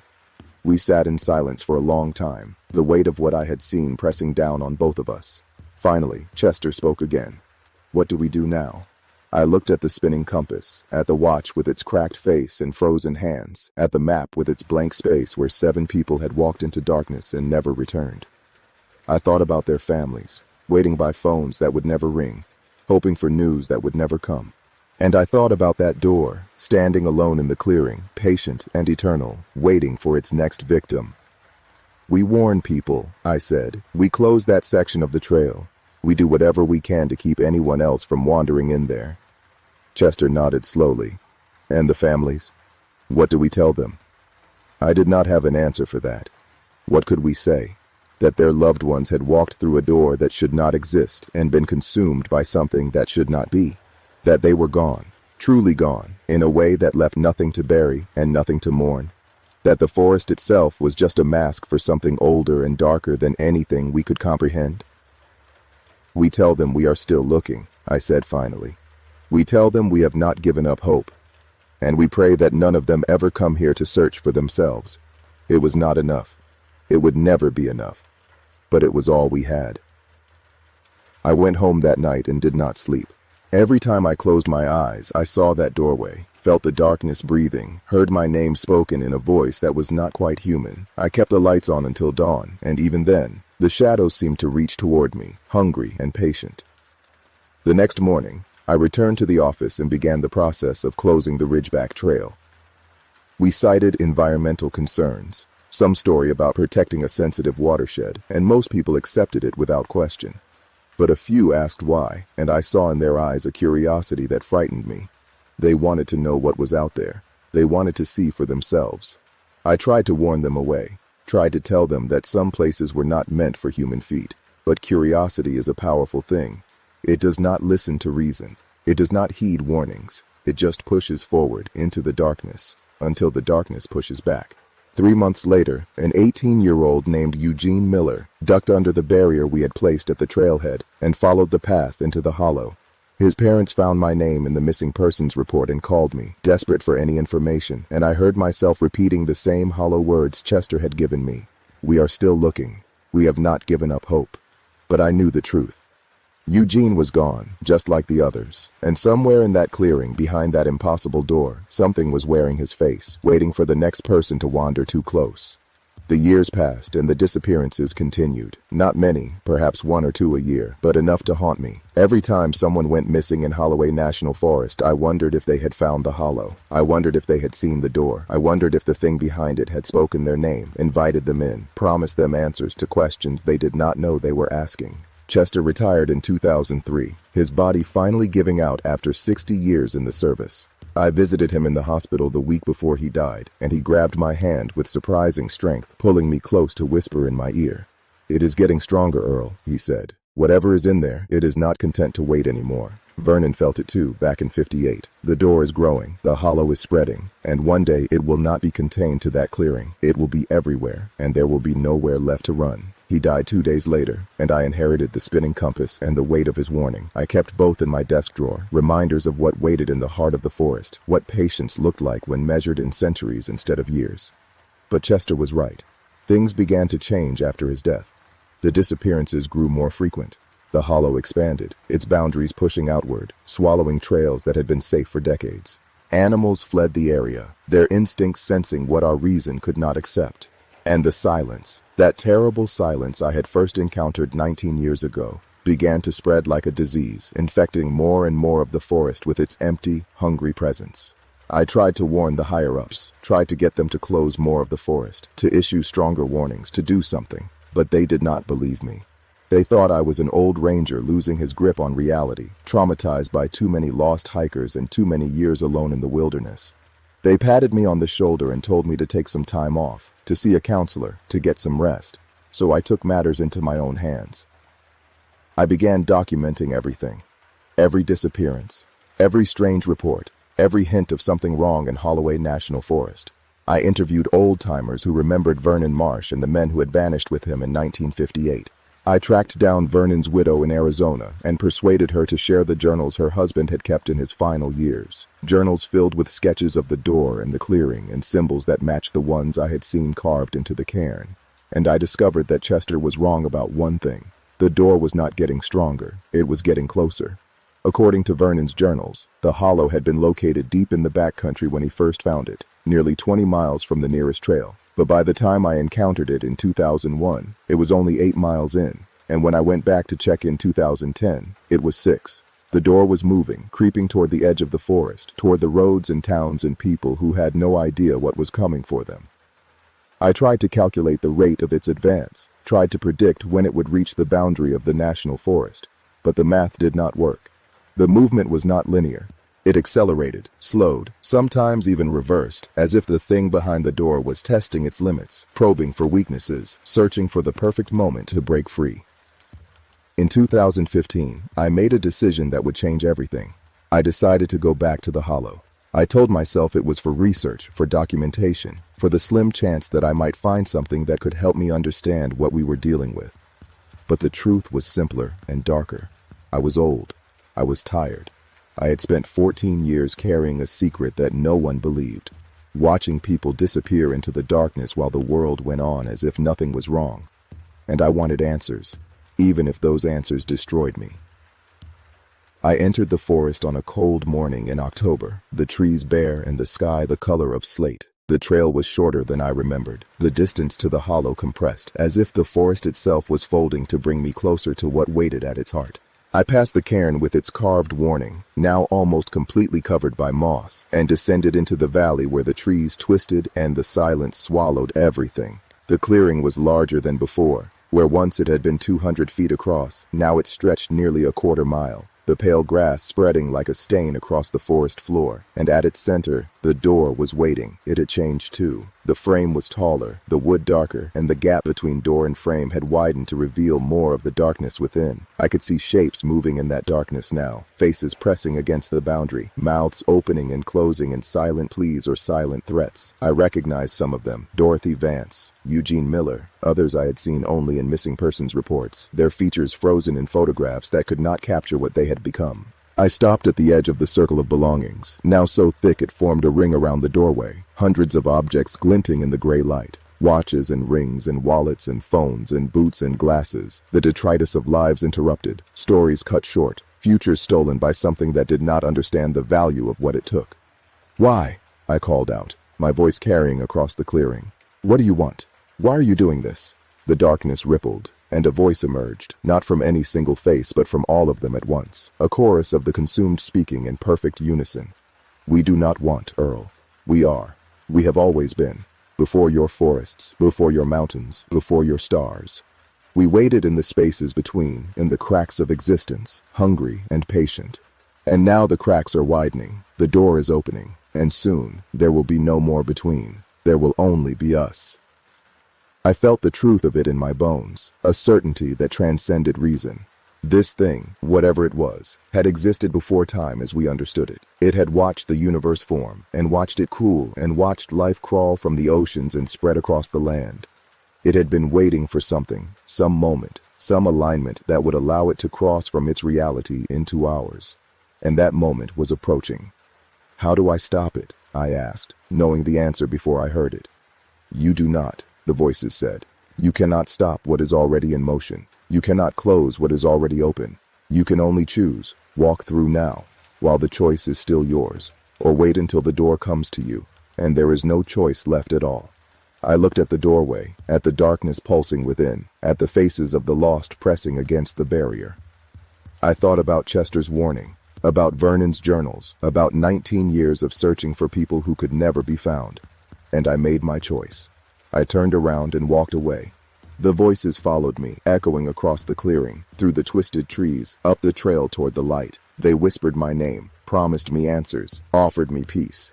But I did not listen. I had come for understanding, and I had found it, even if the understanding brought no comfort. Some things could not be fought. Some doors could not be closed. Some darkness could only be endured. I made it back to my Suburban as the sun was setting, painting the sky in shades of red and orange that seemed too beautiful for a world that contained such horror. I sat in the driver's seat and watched the colors fade, watched the stars emerge one by one, watched the night settle over the forest like a shroud, and I began to write. This document is my testimony, my warning, my desperate attempt to leave something behind that might help whoever comes after me. I am 73 years old now, the same age Chester was when he first handed me that file and set me on this path. I have spent my life protecting these forests and the people who visit them, and I have failed. The door is still opening, the hollow is still spreading, and the thing behind them is still hungry. If you are reading this, it means I am gone. Maybe I finally gave in to the voices. Maybe the door came to me, as the thing promised it would. Maybe I simply died of old age. One of the lucky few who escaped the forest's appetite. It does not matter. What matters is that you understand the truth. Holloway National Forest is not just a forest. It is a wound in the fabric of reality, a place where something ancient and terrible has found a foothold in our world. The disappearances will continue. The door will continue to open, and one day, perhaps soon, the barrier will fail completely, and what waits on the other side will pour through like water through a broken dam. I do not know how to stop it. I do not know if it can be stopped, but I know that someone has to try. Someone has to stand at the edge of that clearing and refuse to walk through. Someone has to keep warning people away, keep documenting the disappearances, keep shining a light into the darkness even when the darkness threatens to swallow everything. Maybe that someone is you. If you choose to take up this burden, there are things you need to know. The compass I inherited from Chester will help you find the hollow, or perhaps help you avoid it. The needle does not point north. It points toward the door, spinning faster as you approach, slowing as you retreat. Use it wisely. The symbols around the doorway are not decoration. They are a language, older than any human tongue, written by something that understood the door long before we did. Vernon's journals contain partial translations, hints at meanings that might help you understand what you are facing. Study them, learn what you can, and most importantly, never go alone. The thing behind the door targets individuals, isolates them, whispers to them in voices that sound like friends and family. It is harder for it to reach multiple people at once, harder for it to break the bonds that tie us to each other. If you must enter the hollow, bring someone you trust. Watch each other. And if one of you starts to change, if one of you starts hearing things or seeing things or speaking in a voice that is not quite their own, get out. Do not hesitate. Do not look back. Just run. I have run out of time to write more. The sun is setting again, and I can hear the voices calling from the forest, louder than they have ever been. They are speaking my name over and over in a chorus that sounds almost like music. They are telling me that the door is ready. They are telling me it is time to walk between. I will not go. Not yet. I have a few more years in me, a few more warnings to give, a few more people to save. But when my time comes, when the door finally reaches me, I hope I have the courage to face it the way Vernon did not. I hope I can look into that darkness and refuse to be consumed. And I hope that whoever reads this will understand what I could not, will find a way to close the door that I could not find, will save the people I could not save. The forest is waiting. It has always been waiting. Do not let it wait in vain. Signed, Earl Whitmore, Senior Ranger, Holloway National Forest, October 17, 2019. Addendum, written by Deputy Ranger Harold Price, March 3, 2020. Earl Whitmore disappeared from his cabin on the night of October 31, 2019. 2 weeks after completing this document, his vehicle was found at the Ridgeback Trailhead, keys still in the ignition, engine cold. Search teams found no trace of him in the forest. His compass, the one he inherited from Chester Briggs, was discovered at the edge of a clearing approximately 4 miles from the trailhead, its needle spinning continuously. The clearing was not on any map. I have read Earl's testimony, and I have made my choice. I am taking over his work. I am continuing his documentation, and I am doing everything in my power to keep people away from the hollow.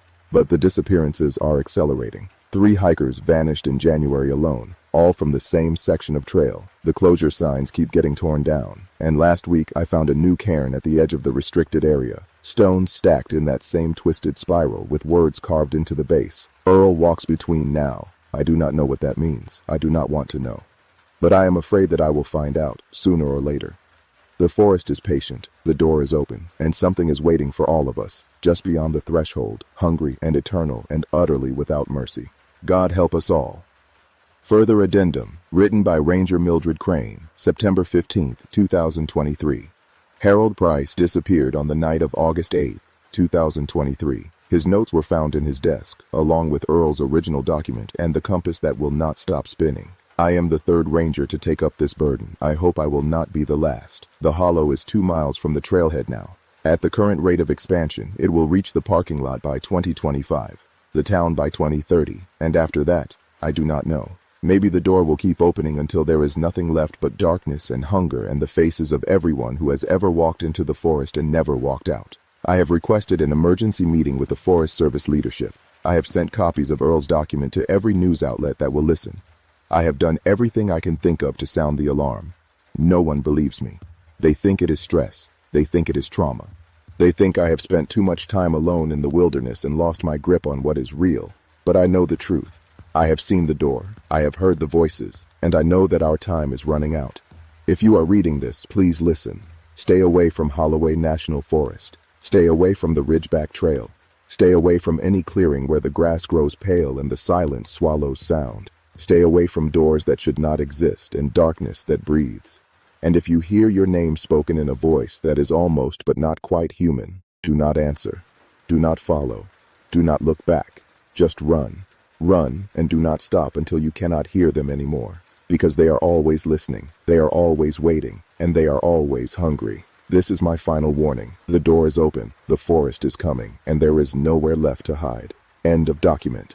The file was discovered in the Holloway National Forest Ranger Station on October 3, 2024, following the simultaneous disappearance of all 7 rangers assigned to the district. The station was found locked from the inside, with no signs of forced entry or struggle. The only unusual item recovered was a compass with a brass casing green with age, its needle spinning continuously, never settling on north. The Ridgeback Trail remains officially closed. The disappearances continue, and somewhere in the heart of the forest, in a clearing that grows larger every day, a door stands open, waiting for the next person to walk through. It has been waiting for a very long time. It can wait a little longer, but not much, not anymore. Additional testimony recovered from personal effects of Ranger Eugene Carter, dated November 2024. I found something in the hollow today, something that should not exist. A second door. This one is smaller, newer, the wood still fresh and pale. It stands about 50 feet from the original, in the same clearing, surrounded by the same circle of belongings. But the darkness inside is different, brighter, somehow, more aware. I approached it against every instinct I had, against every warning Earl and Harold and Mildred had left behind. And when I looked through the gap between door and frame, I did not see faces. I did not see shapes moving in the void. I saw a town. It was Millbrook, the same Millbrook that sits at the edge of the forest, with its gas station and its diner and its single traffic light that has been broken for as long as anyone can remember. But it was wrong. The buildings were too tall, the streets were too wide, and the people walking along the sidewalks moved in ways that no human body should move, their limbs bending at angles that made my stomach turn. As I watched, one of them looked up, looked directly at me, through the door, across whatever distance separated their world from mine, and it smiled. I recognized the face. It was mine. I am leaving this note in my desk drawer, next to the compass and the files and the warnings that no one will believe. I do not know if I will come back from my next patrol. I do not know if I want to. The door is not just opening, it is multiplying, and whatever is on the other side has learned how to build its own doors now, how to choose where they lead, how to reach into our world and pull us through one by one. I used to think we had time. I used to think we could warn people, close trails, keep the darkness contained. But I was wrong. We were all wrong. The forest is not the cage. It never was. It is the door, and it has been open this whole time. We just never thought to look. Final entry. Source unknown. Date unknown. They found this document in the parking lot of a gas station 300 miles from Holloway National Forest. It was tucked under the windshield wiper of an abandoned car, handwritten on yellowed paper that crumbled at the edges. The handwriting matched samples taken from Earl Whitmore's personnel file, but the paper was carbon dated to approximately 1847, nearly a century before Earl was born. We do not understand how that is possible. We do not understand any of this, but we are starting to believe. The hollow is not a place, it is a hunger, and it does not care about time or space or the thin walls we build between ourselves and the dark. It will find us, all of us, one door at a time. If you are reading this, you are already too late. The door has seen you now. It knows your name, and somewhere, in a clearing that exists in every forest and no forest at all, something is waiting, something patient, something hungry, something wearing a face that used to belong to someone you loved. Do not answer when it calls. Do not open the door when it knocks. Do not trust the voices that sound like home. But most of all, do not go into the woods alone. Because once you step between the trees, once you leave the roads and the lights and the noise of the world behind, you belong to the hollow. And the hollow never lets go. Never. This is not a story. This is not a warning. This is a confession. I went through the door. I walked between. And now I understand what Vernon understood, what Chester understood, what Earl and Harold and Mildred all understood in the end. The darkness is not behind the door. The darkness is what we become when we finally stop running. I am writing this from somewhere that looks like my childhood bedroom, but the walls are too close and the ceiling is too high, and outside the window there is nothing but fog and the distant sound of someone calling my name. I do not know how long I have been here. I do not know if here is even a real place, but I know that I am not alone. They are all here with me, Dorothy and Eugene and Floyd and Wilbur and Clyde and all the others, the hundreds of others, the thousands stretching back through centuries of hunger and patience and waiting. We stand at the windows of this impossible place and we watch the doors multiply across the world. We see them opening in forests and basements and closets and dreams. We see the people who will walk through them, the curious and the lost and the desperate and the brave. And we call to them. We cannot help it. The hunger makes us call. If you hear a voice that sounds like someone you used to know, someone you used to love, someone you used to be, do not listen, do not follow, do not believe. Because the voice is not theirs anymore. It is ours. And we are so hungry. The door is open. The door has always been open. And on the other side, in the spaces between spaces, in the dark between the dark, we are waiting. Come find us. We have been waiting for you. We have always been waiting for you. And now, at last, you are almost here.